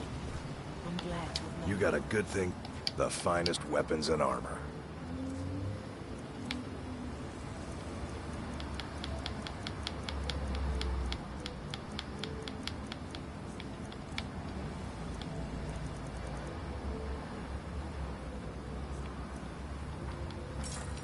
Bring your weapon.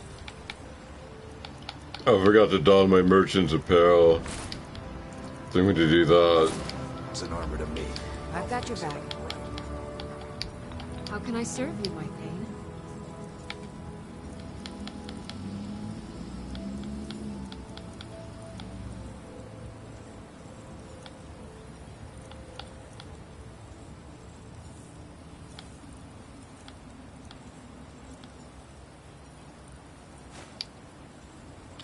I'm just gonna sell him this steel staff. Glover Mallory's the name.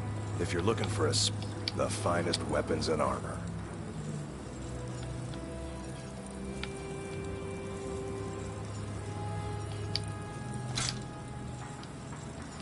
Bring your weapons and armor to me. I'll fix it up right.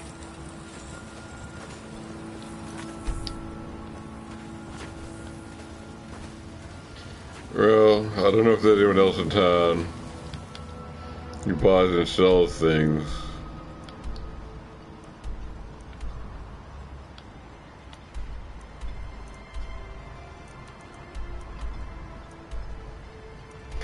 I'm supposed to have a house here. The Severn Manor. I'll pay a visit to that one. Check out my house.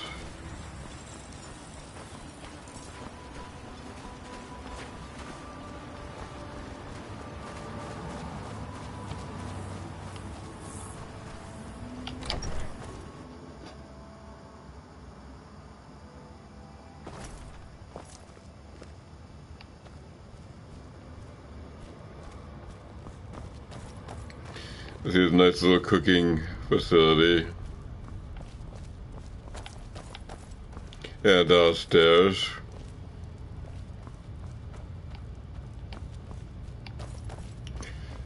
A training room. Ranged at a melee practice. A smelter so I can conveniently smelt my own ingots. In the privacy of my own home. Also forge.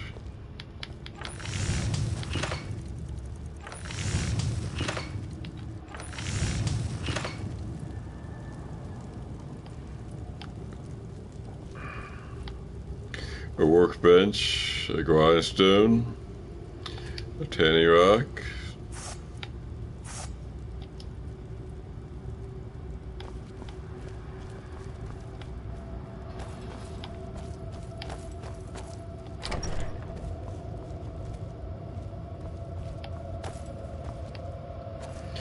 Little vegetable garden, some ash shells and scathrow.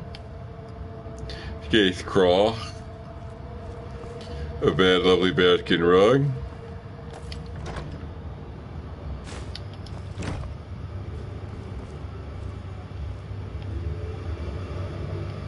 One lady is standing on. Very comfortable, I'm sure, if you have a guest. And you don't have room in your bed.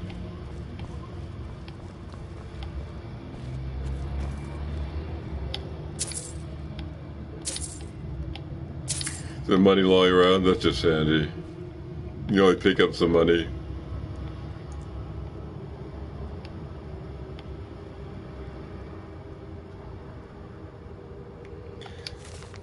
I don't know if I have these books already. I'll just grab them.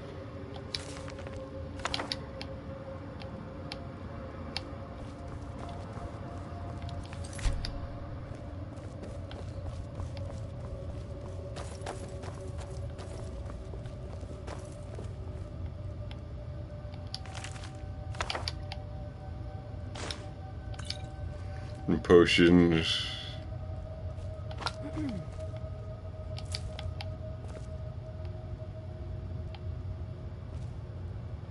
Oh, I'll just leave them for decoration.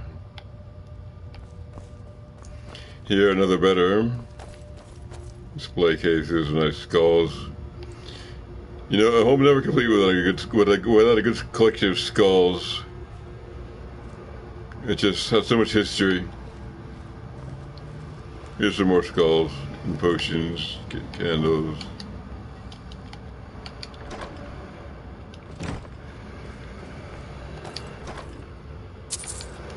Another bed. Okay. I guess I've seen enough. I'm ready to leave.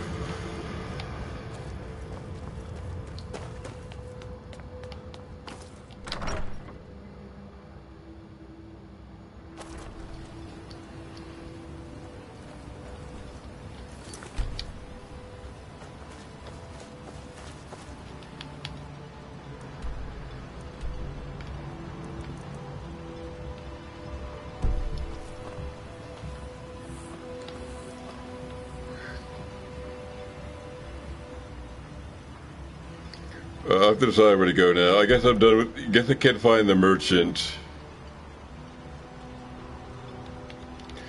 So I'm gonna go to the wreck of the squall here. And do what I can to dig up the folio that is apparently buried though.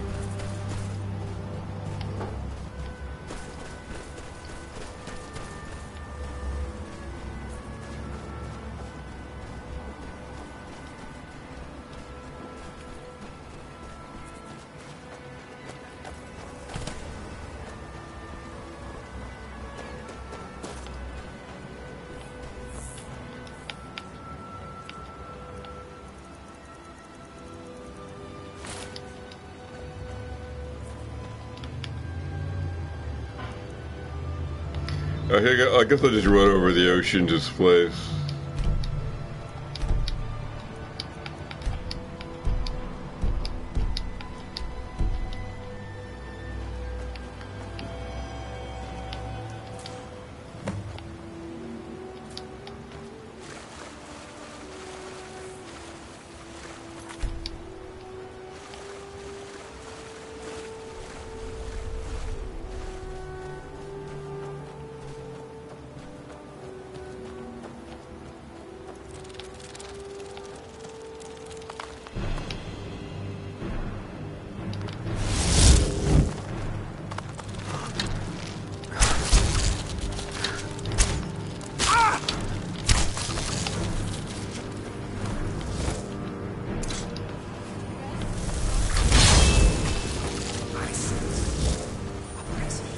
Just gonna shoot these guys from safety.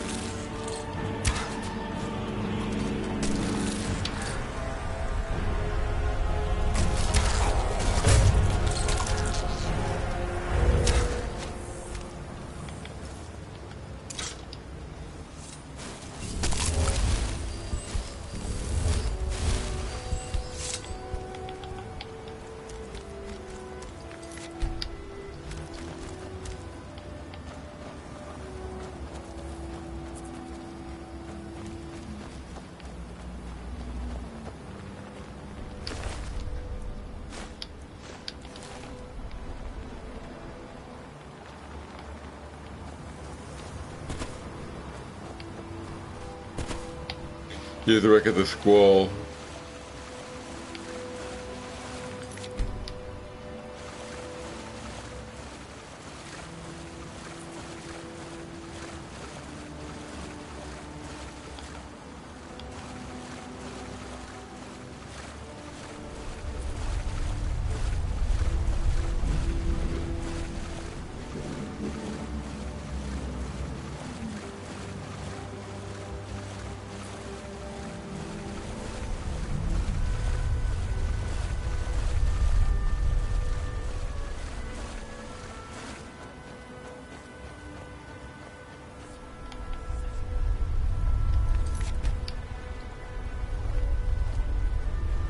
I think I've been here before.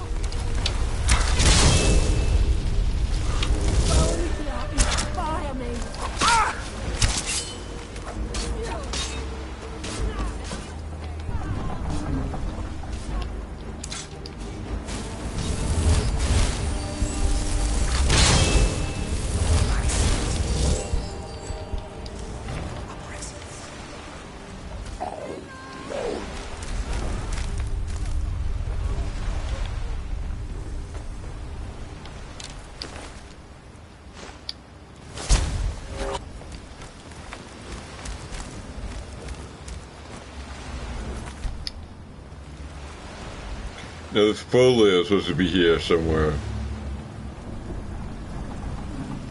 So I'm just going to look around more carefully than before and try to locate it.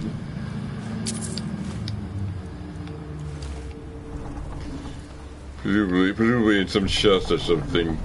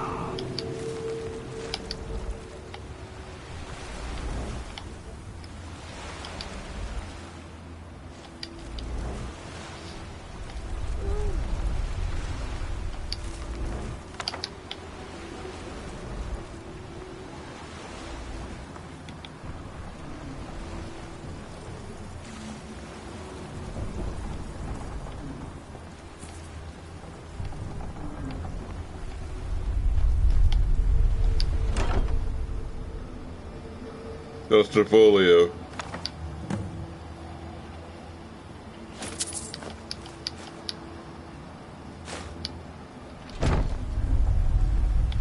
There's someone in Raven Rock who wants that.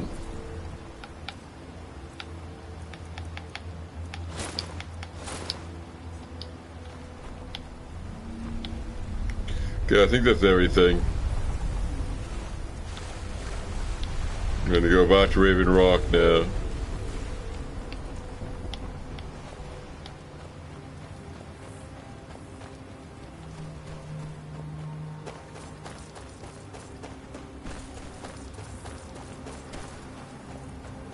Return the thing and maybe sell a few items.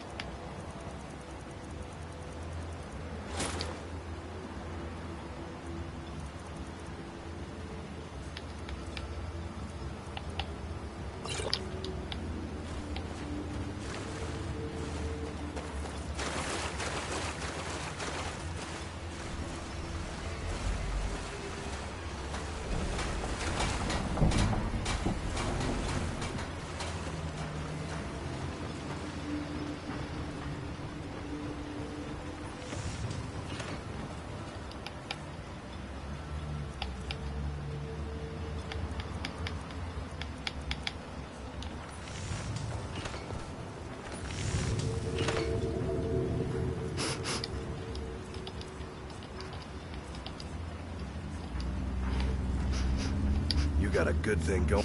Take a look. Bring your weapons and armor to me. I'll fix it up right. I don't know. Take a look.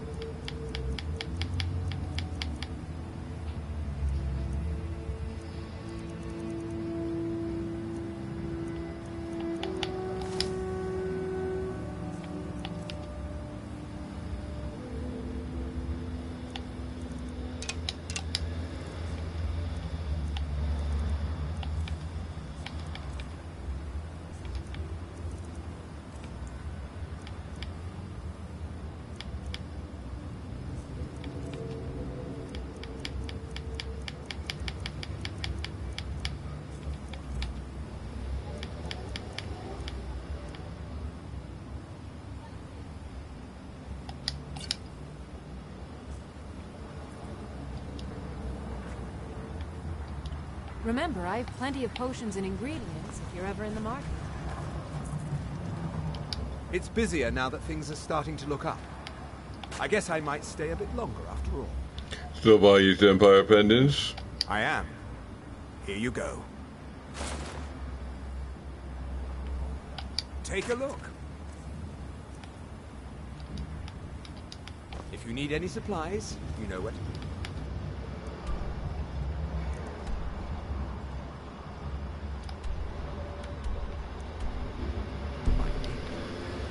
This person is in a more vain manner.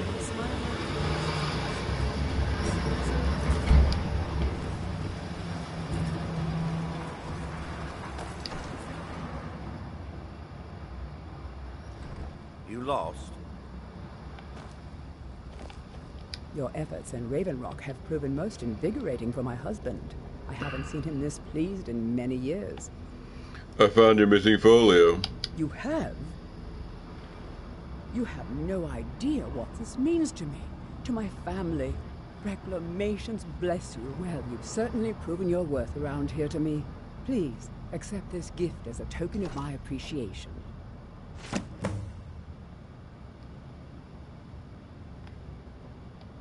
Good journey, traveler.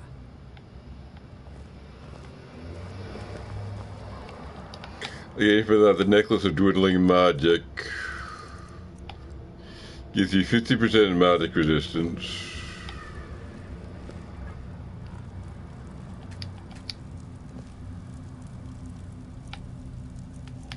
I'll just sacrifice it to gain the ability to enchant new objects with this.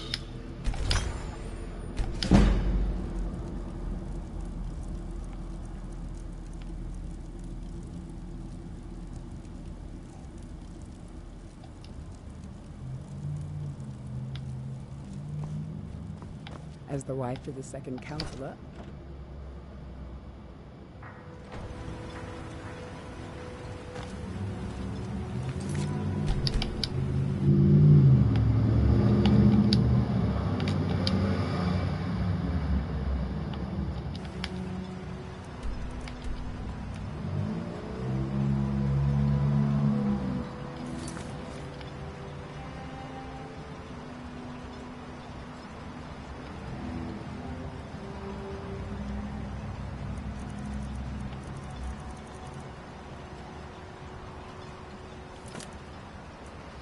So, looks like there are two more quests in here of interest. There's a statue of wine around here somewhere I'm not going to bother with. Now I'm just going to go east to talk to this man here, this elf, Neloth, and try to resolve my business with him.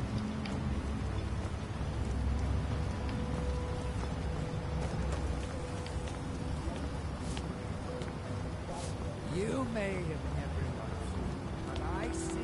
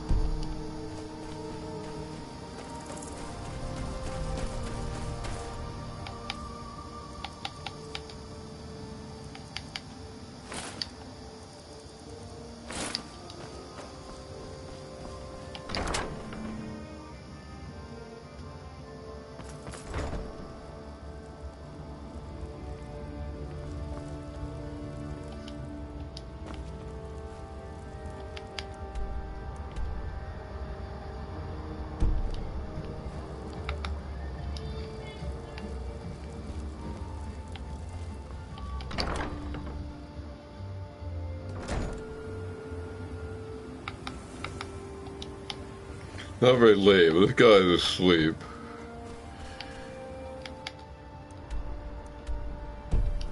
I somehow didn't get to the right building. I'll try this one.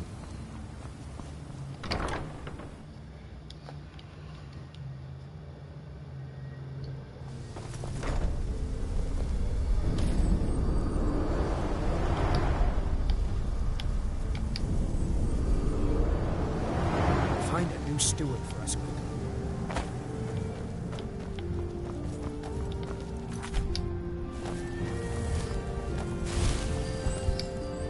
Back so soon?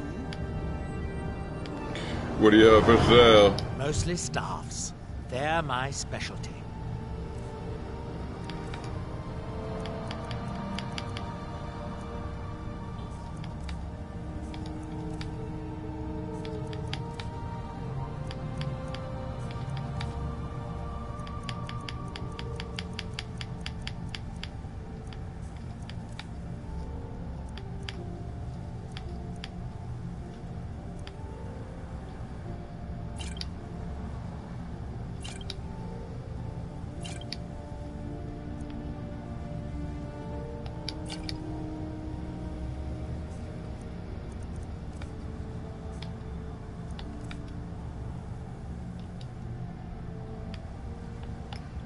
I found you a new steward. That Drovus man? I suppose he'll do. He makes dreadful Canis root tea, though. But I should be grateful. Here, take this for your efforts. Oh, and you may use my staff enchanter if you want. Where is that lazy steward of mine? Verona? Oh no, wait, she's dead. Drovus! How's Dravis work you out? The man makes a dreadful cup of Canis root tea. However, he seems to run the place well enough. Oh, were you fishing for a compliment, a sign of gratitude? Don't waste your time. Those things are for the weak and foolish. Is there a problem? I've been having difficulties with my Heartstone experiments. Have you heard of the Briar Hearts? What about them? They are fierce warriors of the Forsworn tribes. They actually remove their own hearts and replace them with large briar seeds. It puts their life sparks in direct connection to the natural forces. I need you to examine one of them. Just investigate as much as you can. I'm going to put this memory trace spell on you, so you won't have to worry about taking notes. I doubt you could know what was important anyway. What do Briar Hearts have to do with Heartstone? Well, I'm hoping to do something similar. If I could connect a living being to the forces of the Red Mountain, well, that would be formidable. I've done some experiments in this area, but, well, my test subjects are far too fat. I'm hoping to learn some of the Briarheart techniques, their methods. I would venture out myself, but long voyages are dangerous, and risks are precisely what people like you are for. Where can I find a Briarheart warrior? The Forsworn live in the hills on the western edge of Skyrim. From there, you're on your own. I'm given to understand that they are not difficult to find, if you gather my inference.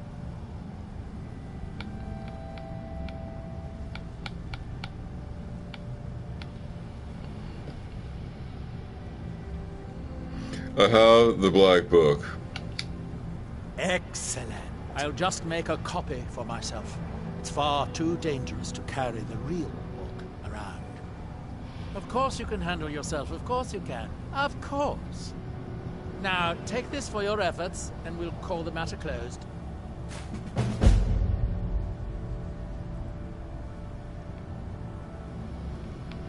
What can you tell me about Morrowind? The ignorant think it is only a place of ash and lava. It has rolling green plains and swamps and verdant hills, too. That's that, then.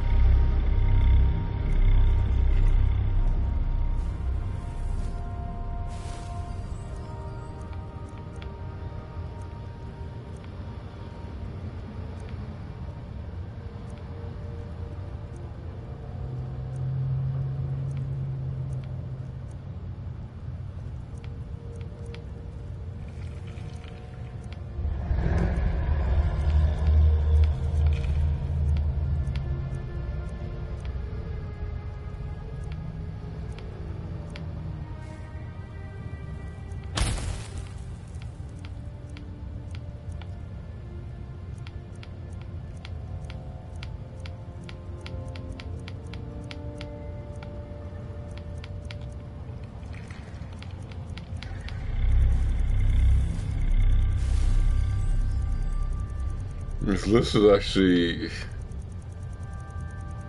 No.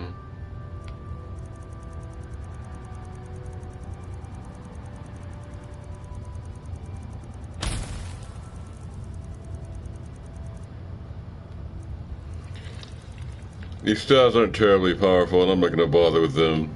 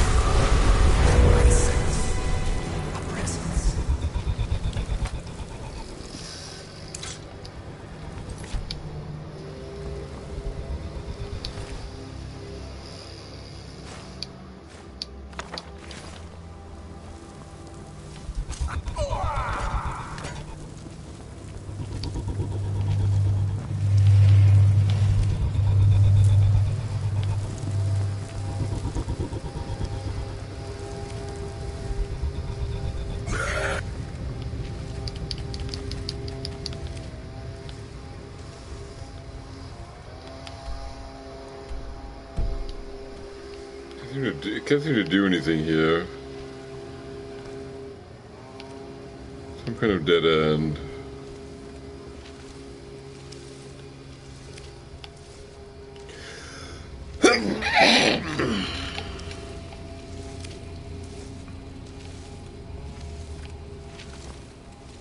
Guess I go back.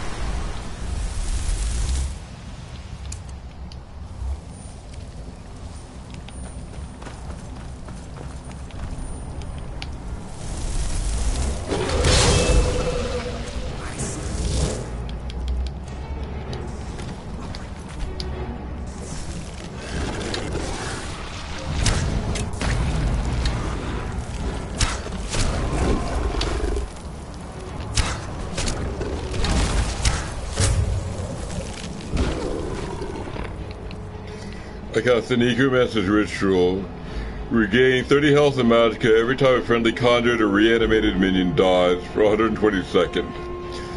I expect these guys to die quickly, so I'm just gonna benefit every time they do with this Necromancer's Ritual spell.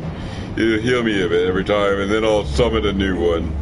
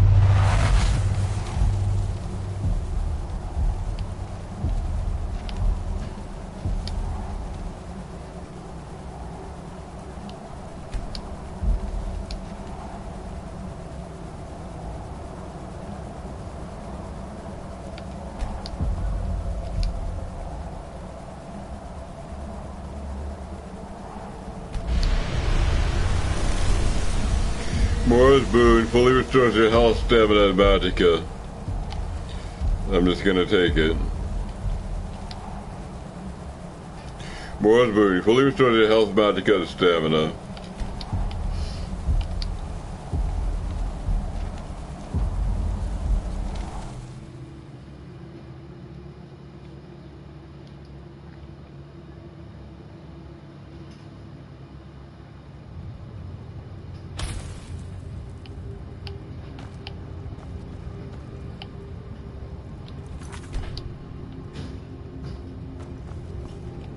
Good day, friend. Keeping well? Can you train me in conjuration? Yes, but don't tell Master Neloth. I'd have to give him your payment.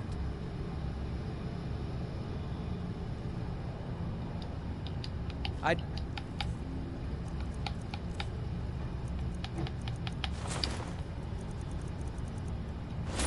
Get going. One day I will inherit... Yes, but don't tell Master Neloth. I'd have to give him your payment.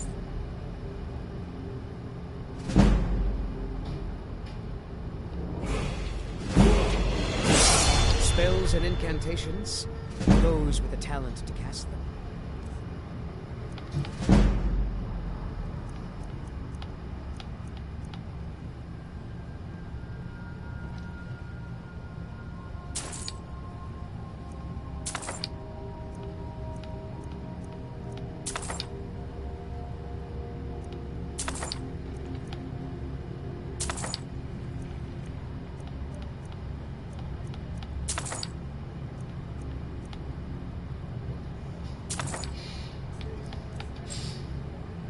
Yeah, I got a lot of money. I'm trying to get it all back.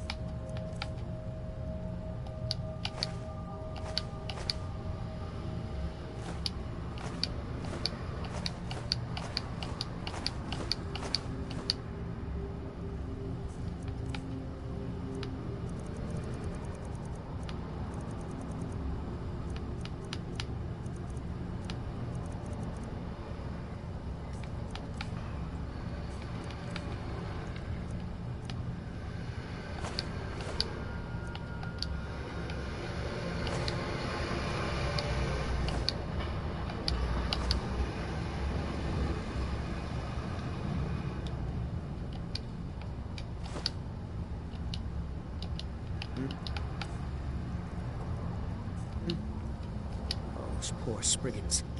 Take a look.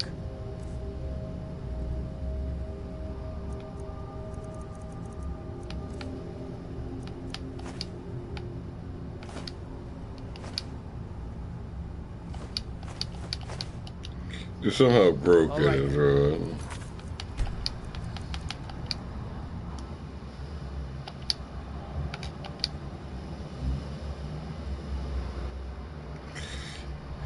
I was losing stuff, but our goal wasn't changing. Some kind of bug.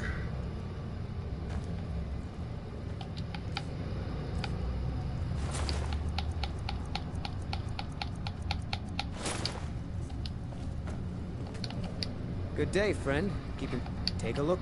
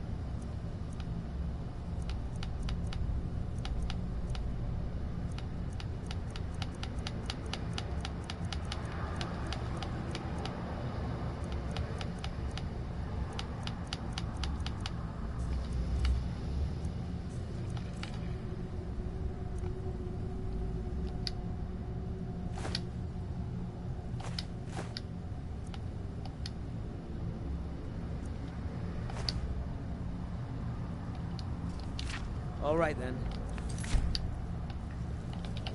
Oh, did you need something? Yes, but don't tell Master Neloth. I'd have to give him your payment.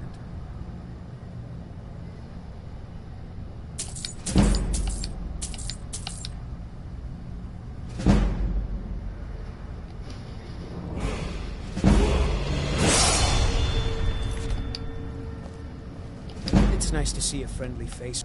Spells and incantations, for those with the talent to cast them.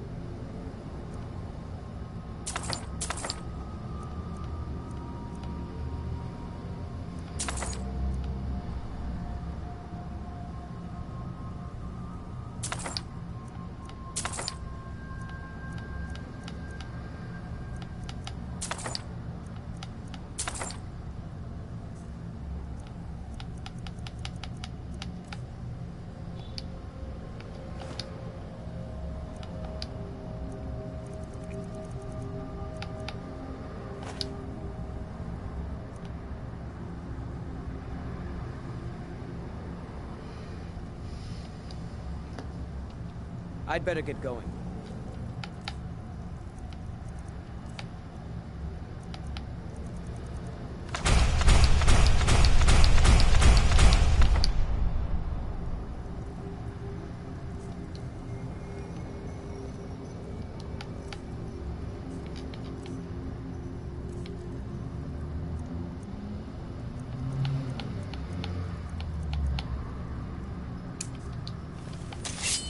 This guy might replace my Tomb Guardian. A Dremora Lord. I think I'll try it.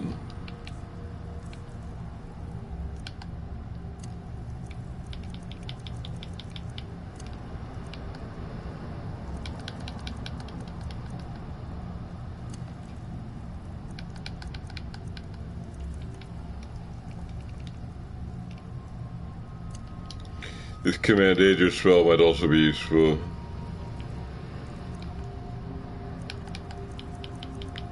Command Ager. Powerful summoned and raised creatures are put under your control.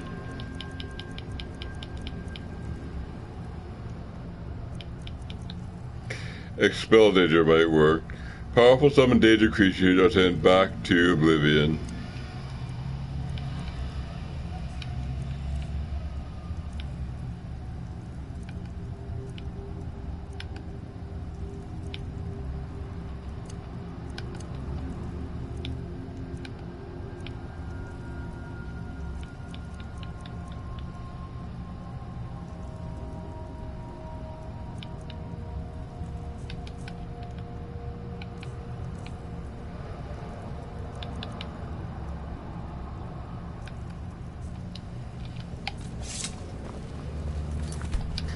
Alright, I guess we're ready to move on.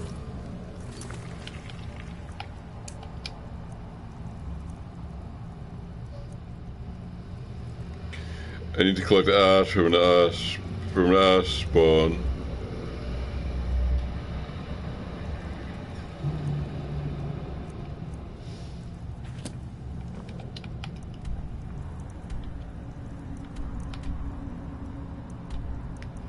Looks like I'm done here. I'm just gonna go north and talk to Baldur Ironshaper. And I have to look for ash spawns and briar hearts for Neloth here.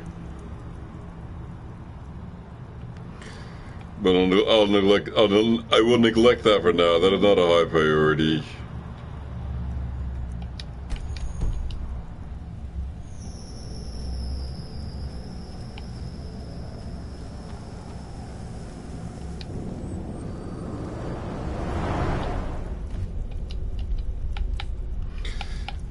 Put my combat apparel on again.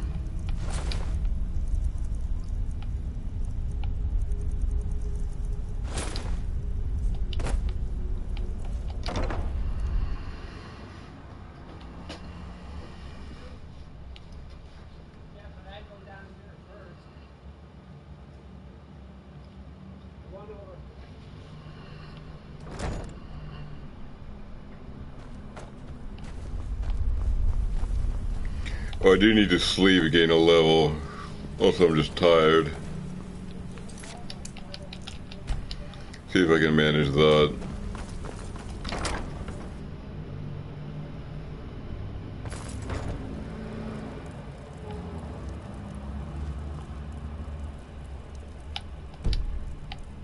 Azura's wisdom to you, friend.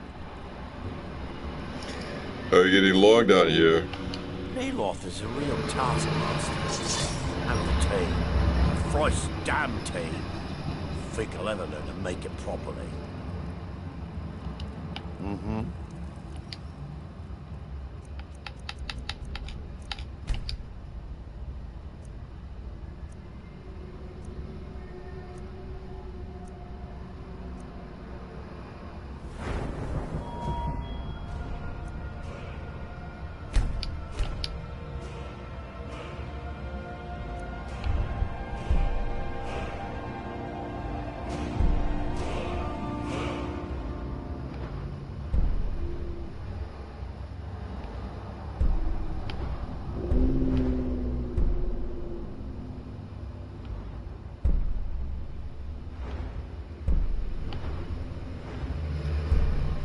I think this might apply to my... No, I'm summoning Dremora warriors now. Or Dremora lords, so... I don't think these apply. These conjuration bonuses apply to undead and atronachs. I don't think a Dremora lord is either.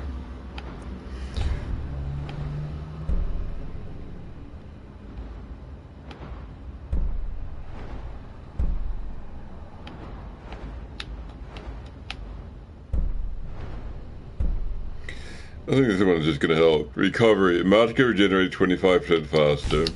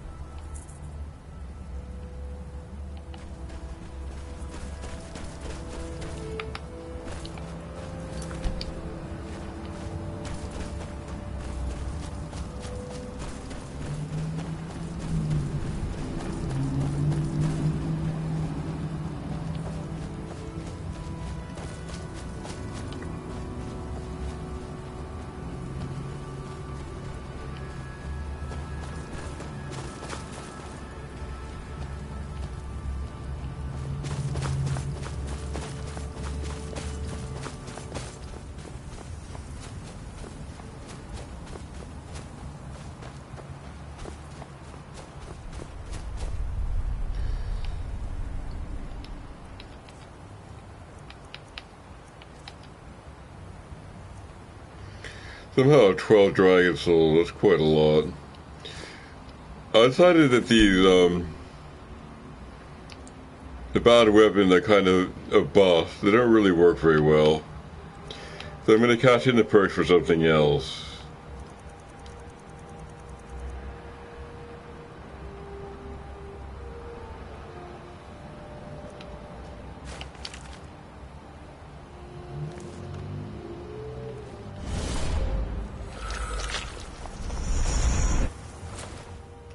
The conjuration perks, which I applied to bound weapons, they're kind of pointless. I don't seem to use bound weapons.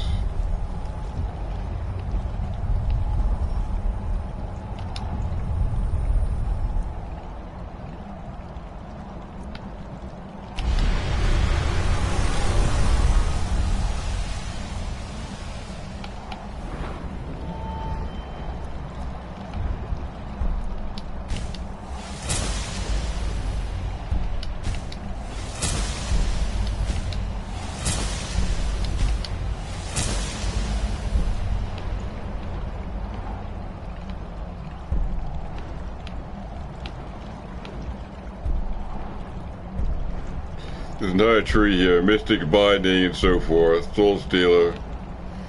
It's useless.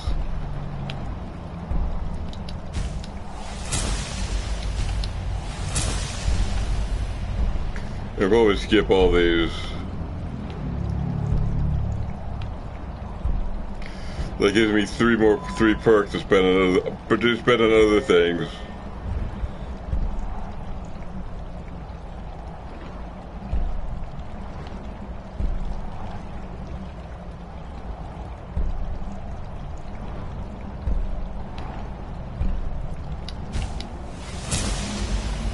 This is going to improve my healing.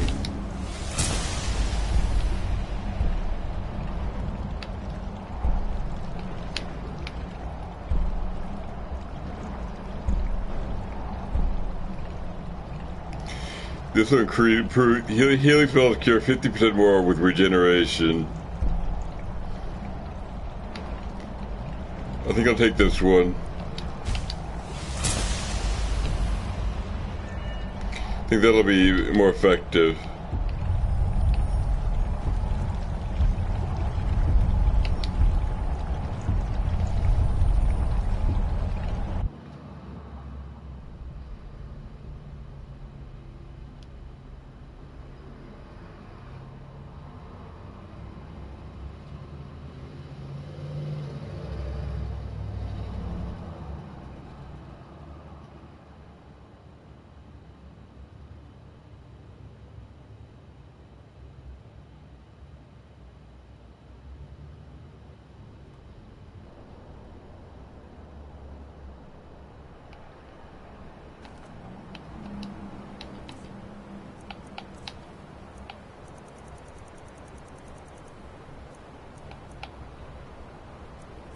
So I'm not going to use this bound bow.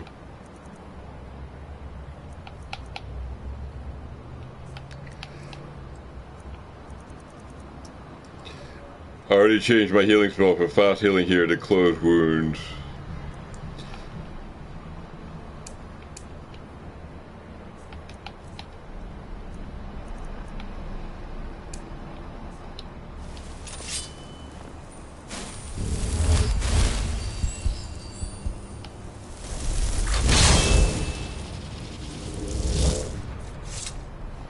So, new combat configuration.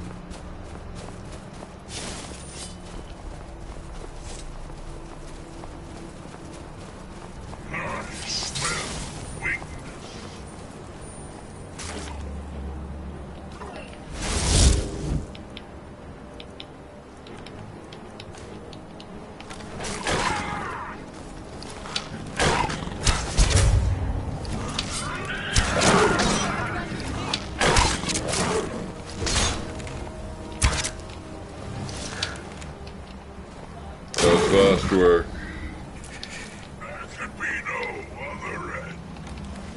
Got some new patter out of him. He's a demon now instead of a ghost, so he expresses a new worldview.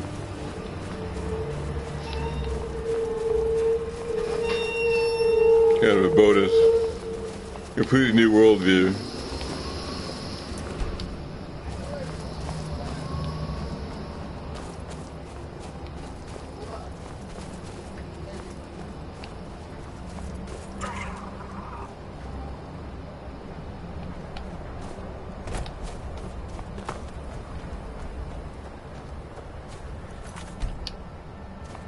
Yeah, you're dropping to our friends here and wrap things up.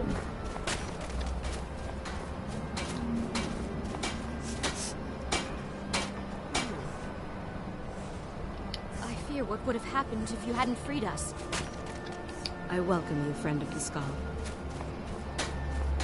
The ash from the Red Mountain has made the land sick. The elders talk of great cities much bigger than our village. But why would anyone need so many buildings?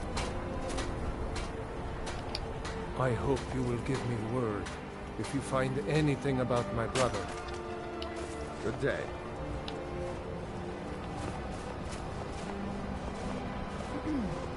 I came here to study the history of Solstheim. The others call you a talk. The skull values silence or needless talk.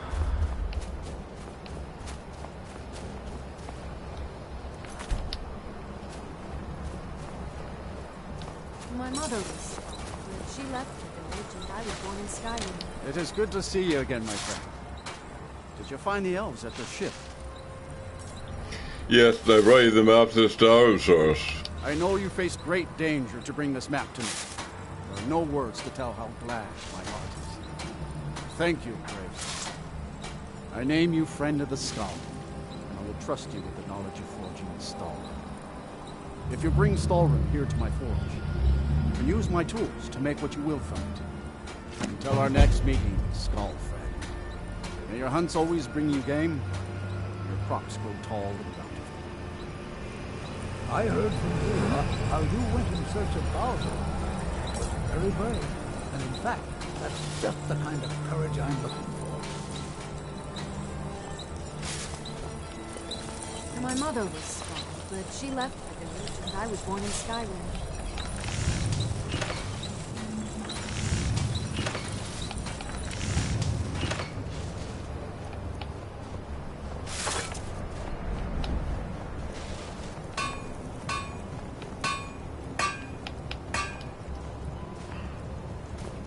I came here to study the history of Solstheim. I can feel it. The tree stone is free again.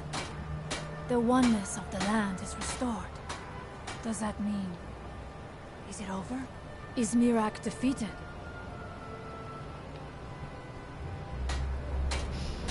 It's over. Mirak is dead. And my father's sacrifice was not in vain.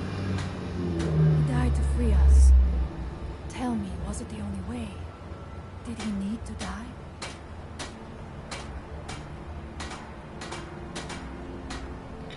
I couldn't have defeated Mirak without Storm Cell.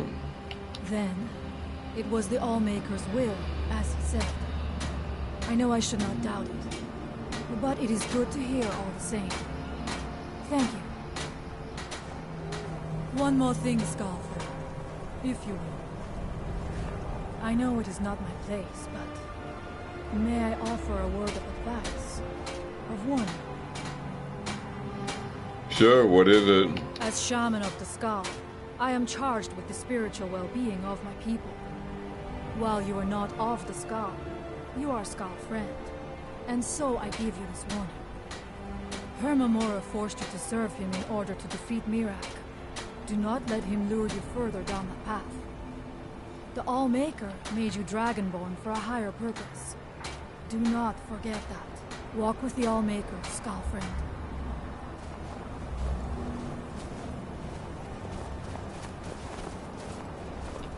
I heard from Dior how you went in search of Baldur. That was very brave, and in fact, that's just the kind of courage I'm looking for. Let me guess, you need me to do something dangerous. Quite right, quite right. This, however, is paying work. Allow me to explain.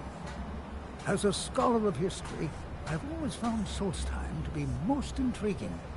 I've made many forays into the ancient ruins that cover the island.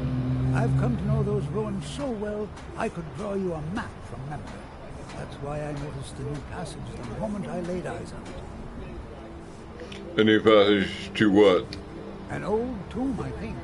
It must have been opened by an earthquake that accompanied one of the Red Mountain's eruptions. I'd love to have a closer look. Those old ruins can be dangerous, and I'm no adventurer. I'll pay you to watch my back down there. I'll be heading back there soon. If you're interested, meet me at the ruins and we'll see what we can find. Now I'm off to pack for the expedition.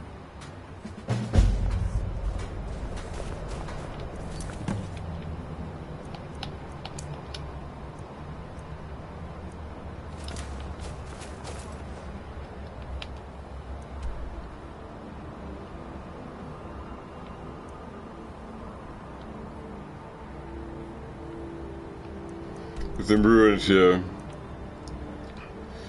I can explore. Well, other than that, we're looking kind of done here.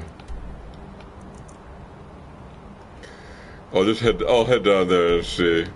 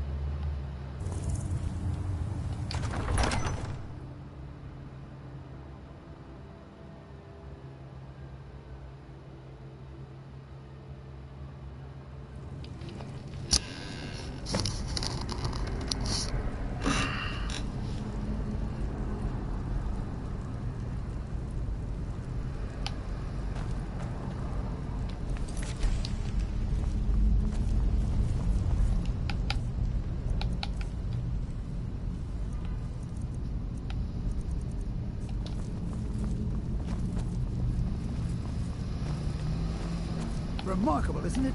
This tomb has been hidden for, well, who knows how long. Many centuries, I would think. There are some sealed doors up ahead. Perhaps you can figure out how to get them open. I've had a look around, and the only interesting thing I've seen anything found quite is this like that. inscription here, and a switch below it. Now, I'm not sure if you can read the dragon language, but this seems to be a riddle of some sort. A sacrifice will bring you closer to that which you seek. I wonder what it means.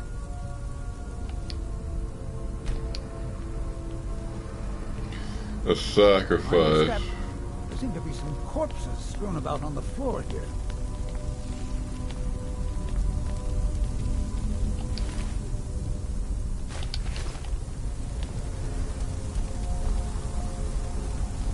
I wonder if this fire pit has anything to do with the river.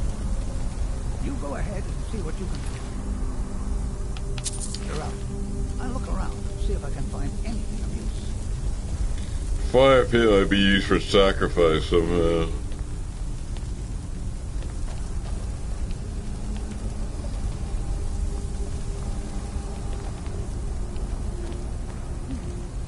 Wonder if I should have brought more torches.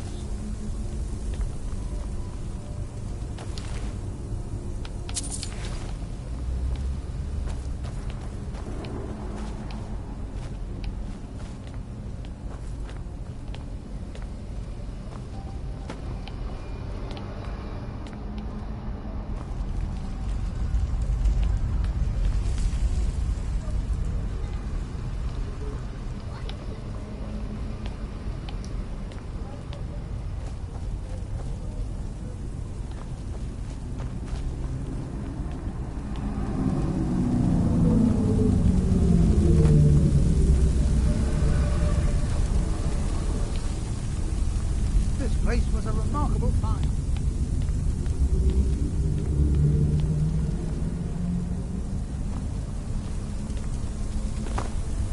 At times like this, history truly comes alive for me. Do you have any insights to share about this puzzle? Perhaps something is meant to go into the fire? Could you repeat that description? Yes, of course. It said, a sacrifice will bring you closer to that which you seek. Let's continue exploring then.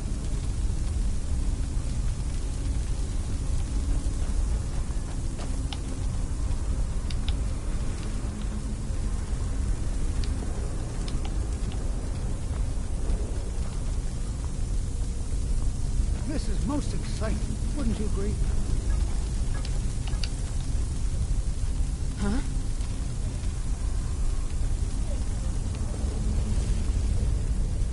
Maybe there's some way to open those trap doors.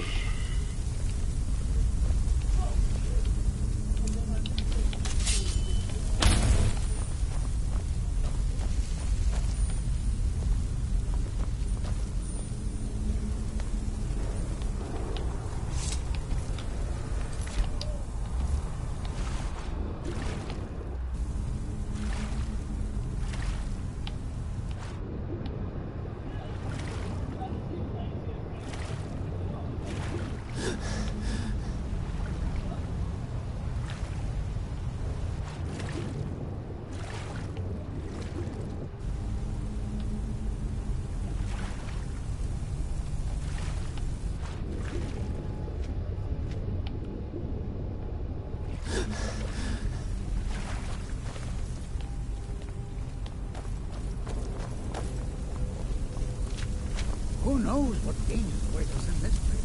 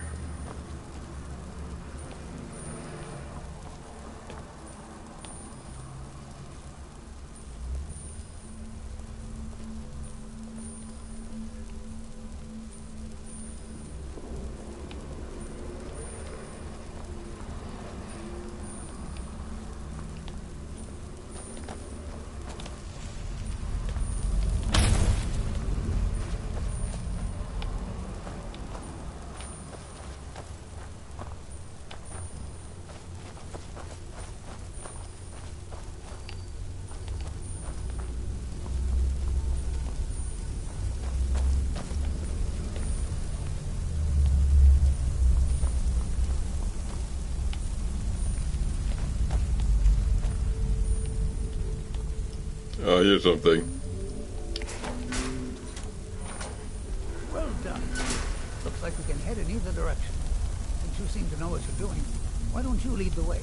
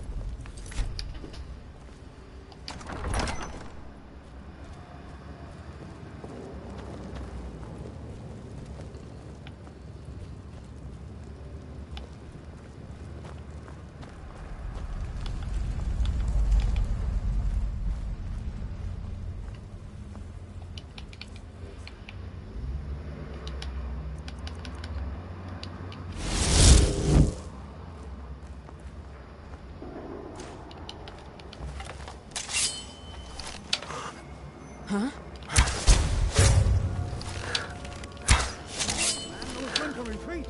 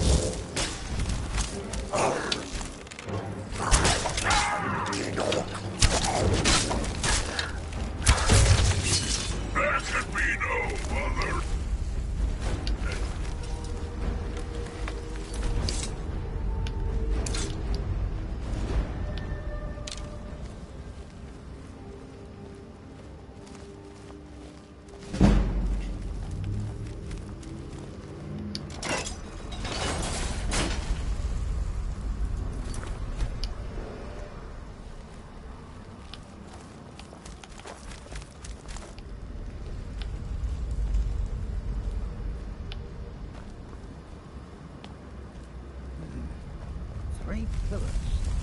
Other than that plaque, there doesn't seem to be anything else worthy of note. Let's see what the inscription says.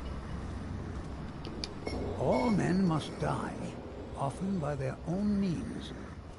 Sounds rather grim if you ask me. The inscription must be a reference to these pillars.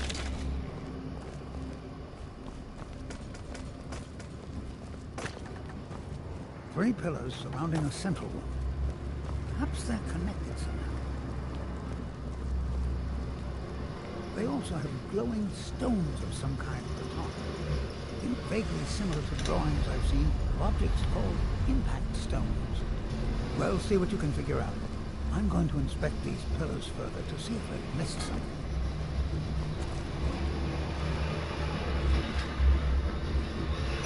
I was afraid the earthquakes might have done serious damage here, but the tomb seems to be in fine condition.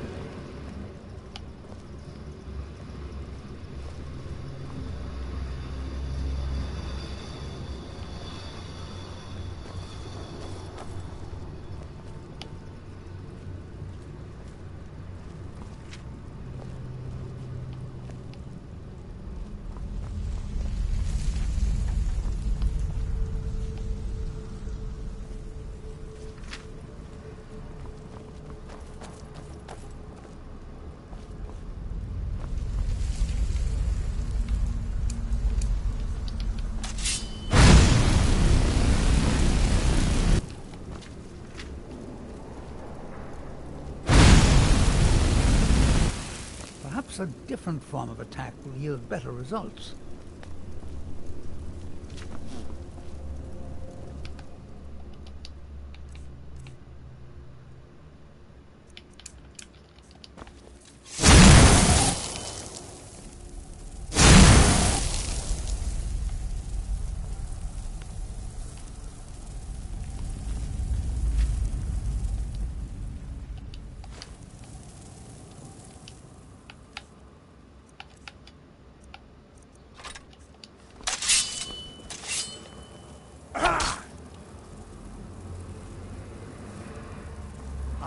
That's the trick.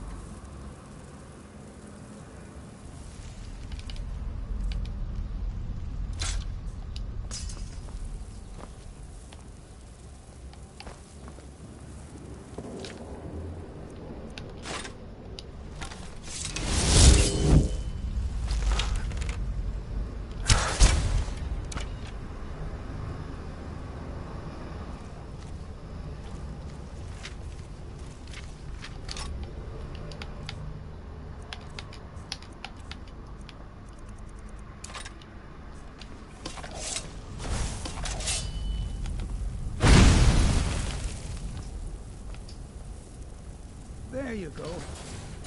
Now let's... What mysteries await us in the next room?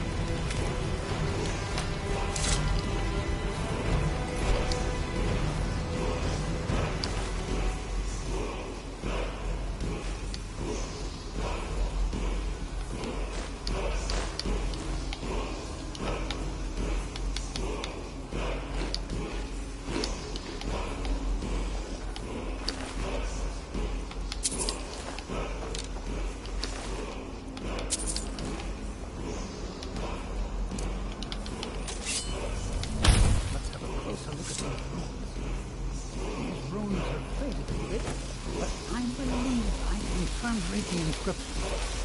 The writing describes a guardian who defeated someone named Mirak. In fact, if I'm reading this correctly, it says that Mirak was a traitor. No?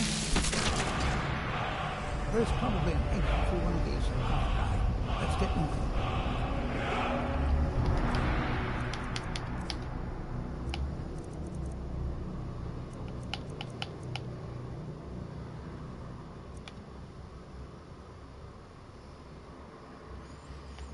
This one might be okay. Battle Fury.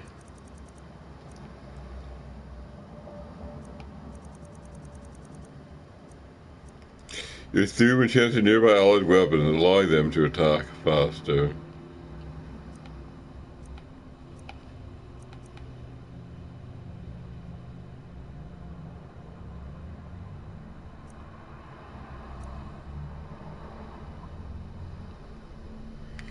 I'll try this one.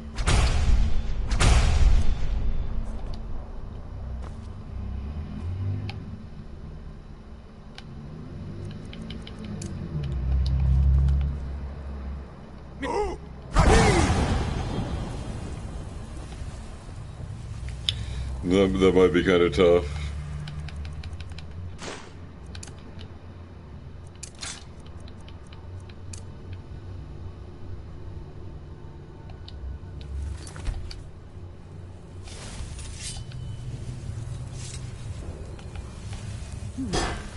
Wonder if I should have brought more torches.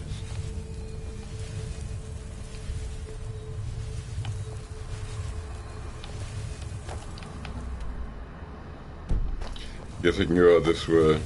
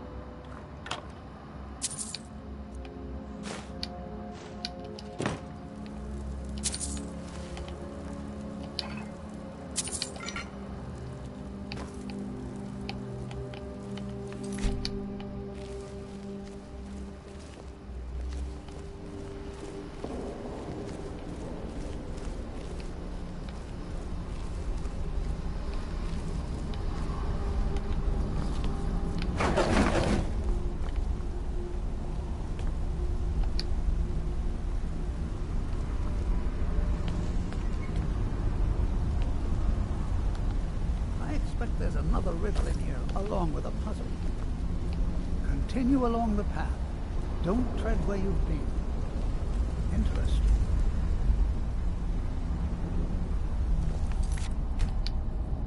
Well, I'm pretty sure about two things. Only 5 more to go. Let's just hope something good happens when you hit the last one. And... splendid.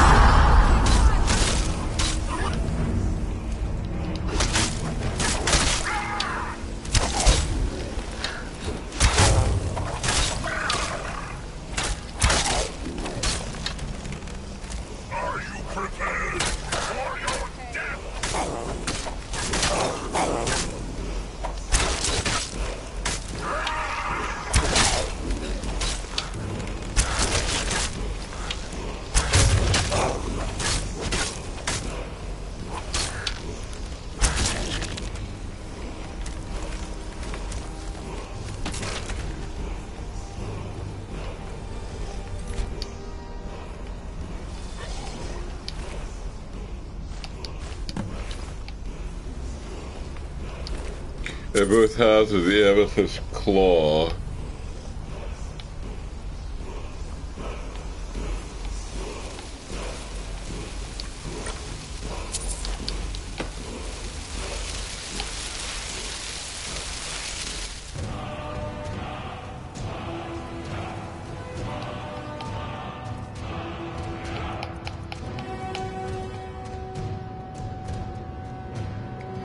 That was not too bad.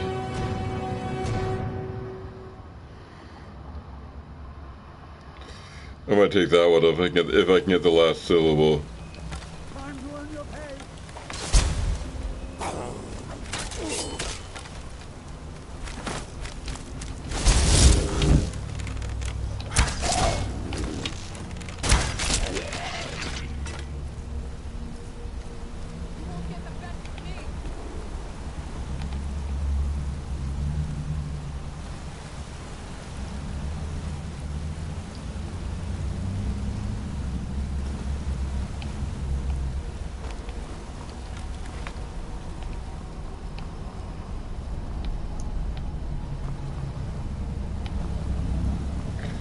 I guess I'm just gonna move on here. I'm getting near the end of my time here.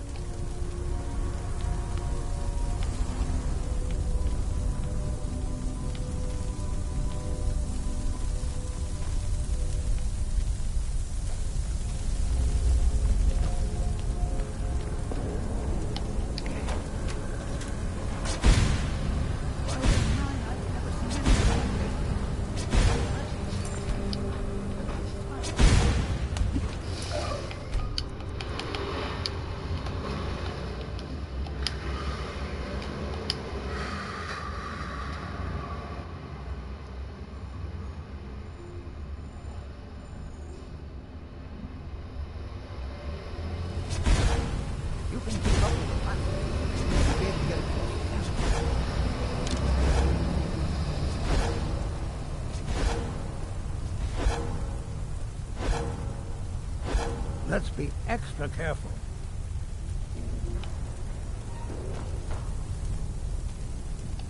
I'll have to come back to this place later and take detailed pictures.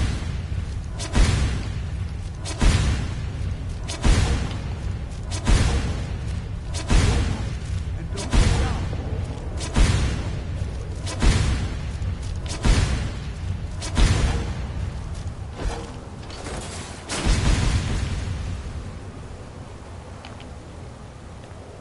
Ah, splendid. I had no doubt you'd make it across. Let's see what awaits us ahead. I'm gonna quit now.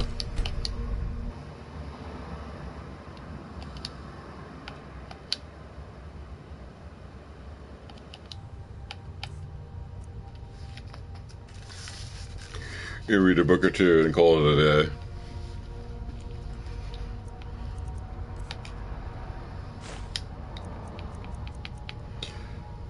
You read the Axeman and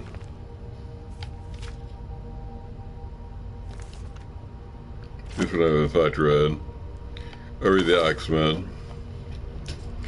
The Axeman, a surprising way to become proficient with an axe.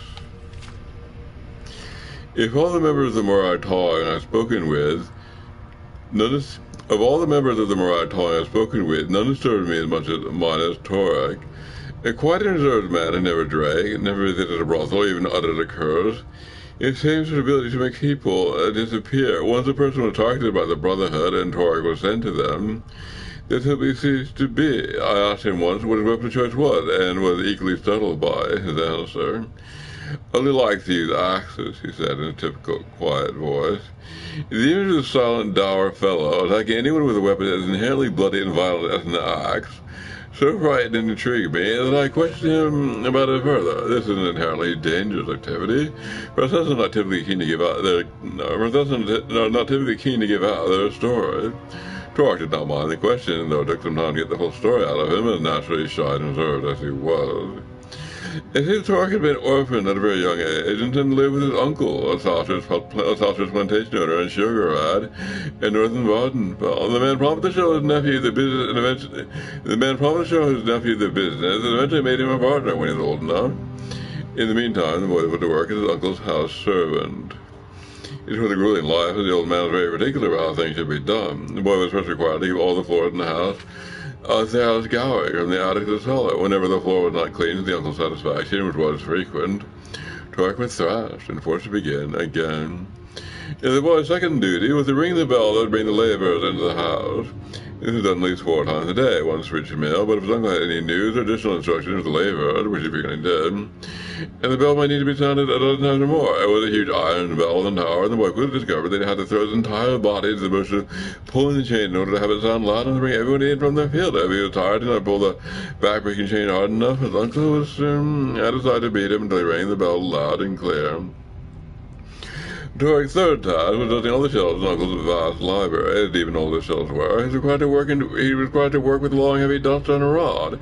The only way he could reach the back of the shelves, to hold the dust at his shoulder, and swing it out in sweeping motion. Again, as the uncle saw any dust left over, felt the boy was not working as hard as he ought to. The punishment was swift and severe. After several years, Torg grew into a young man, with job responsibilities were not increased. His uncle promised to teach him the business when Torg had demonstrated his mastery of his servile assignments. And divorced from any knowledge of any work other than his own, Torg never knew how badly dead his uncle was, and how poorly the farm's yield was. In the 18th year, Torg was called into the cellar by his uncle. He thought they had not done a good enough job scouring the floor down there, and was frightened of the beating to come. When he found, however, it was his uncle who packed his goods into crates. I am leaving Morrowind, explained. The business has gone sour, so I try my luck running a caravan in Skyrim. I understand there's good money to be made trading fake dreamer artifacts in North and South Hills. I wish I could take you with me, lad, but there won't be much need for scouring, bell pulling, and dusting where I'm going. But Uncle, said Torg, I can't read. I know there's nothing in the business you promised to teach me. What will I do on my own? I'm certain you can find a job in some domestic capacity, said Uncle. I've done my best with you. Torg never stood up to Uncle before, and felt anger, only sort of coldness and gripped his heart. Among his uncle's possessions being packed away was an old heavy iron axe, allegedly of Dwemer manufacture. He picked it up in his hand and was surprised to find that it was not much heavier than his dusting rod. In fact, it felt very comfortable as he pulled it over his shoulder and swung it out as he had done so many times before. In this instance, however, he swung it into his uncle's right arm. The old man screamed with pain and rage, but for some reason, Torg didn't feel frightened anymore. He propped the axe against his other shoulder and swung it out again. It cut a swathe across the old man's chest, and he fell to the floor. Torg hesitated for lifting the axe above his head. It was not the natural position for him, like his ringing bell. Well, over and over again, he swung down as if he was calling the laborers in from the field. Except this side, there was no sound except for a wet thump. No laborers came in from the field. Of course, his uncle had sent them away hours before. After a time, there was nothing left of his uncle but that couldn't be washed down the cellar drain. The process of cleaning up came easily to Torg as well. Blood scrubbed up much quicker than usual grime, sausage flour that littered the cellar floor. It was well known that Torg's uncle was planning to leave Morrowind, so disappearance provoked and no suspicion in the house and all the belongings were sold to the debt collectors, but Torg took the axe. And his uncle had given him some worthwhile business skills, after all. And now, the doors of the spirit. The doors of the spirit. The ancestors are among us. They're never farther away than the waiting door. If the ancestors are not departed, the dead are not under the earth. Their spirits are in the restless wind, in the fire's voice, in the foot's smooth step. Pay heed to these things, and you'll know your absent kin. Pay reverence through gifts and prayer. Acquaint the ancestors with your affair, with your coming and going, with your blessing and trials. From the waiting door comes your protection. He the spirits are the guardians of your heart, teachers of wisdom, counselors of fortune, seers of faith. Each bone is a door through the wall of the world. Each bone is a road with wisdom and power of the traveler. Each bone is from evil. Honor the ancestors upon your heart, within your hall, in the community of your temple, in the solitude of your tomb. Guard your ancestors from beasts, from thieves, from profane priests and sorcerers. Let no creature steal your spirit, for the plundered heart is diminished, the plundered tomb is shamed. Live in one world with your spirits. Honor the spirits within and without you. Do not grieve for the dead. Take shelter in their arms, and pay heed to their words.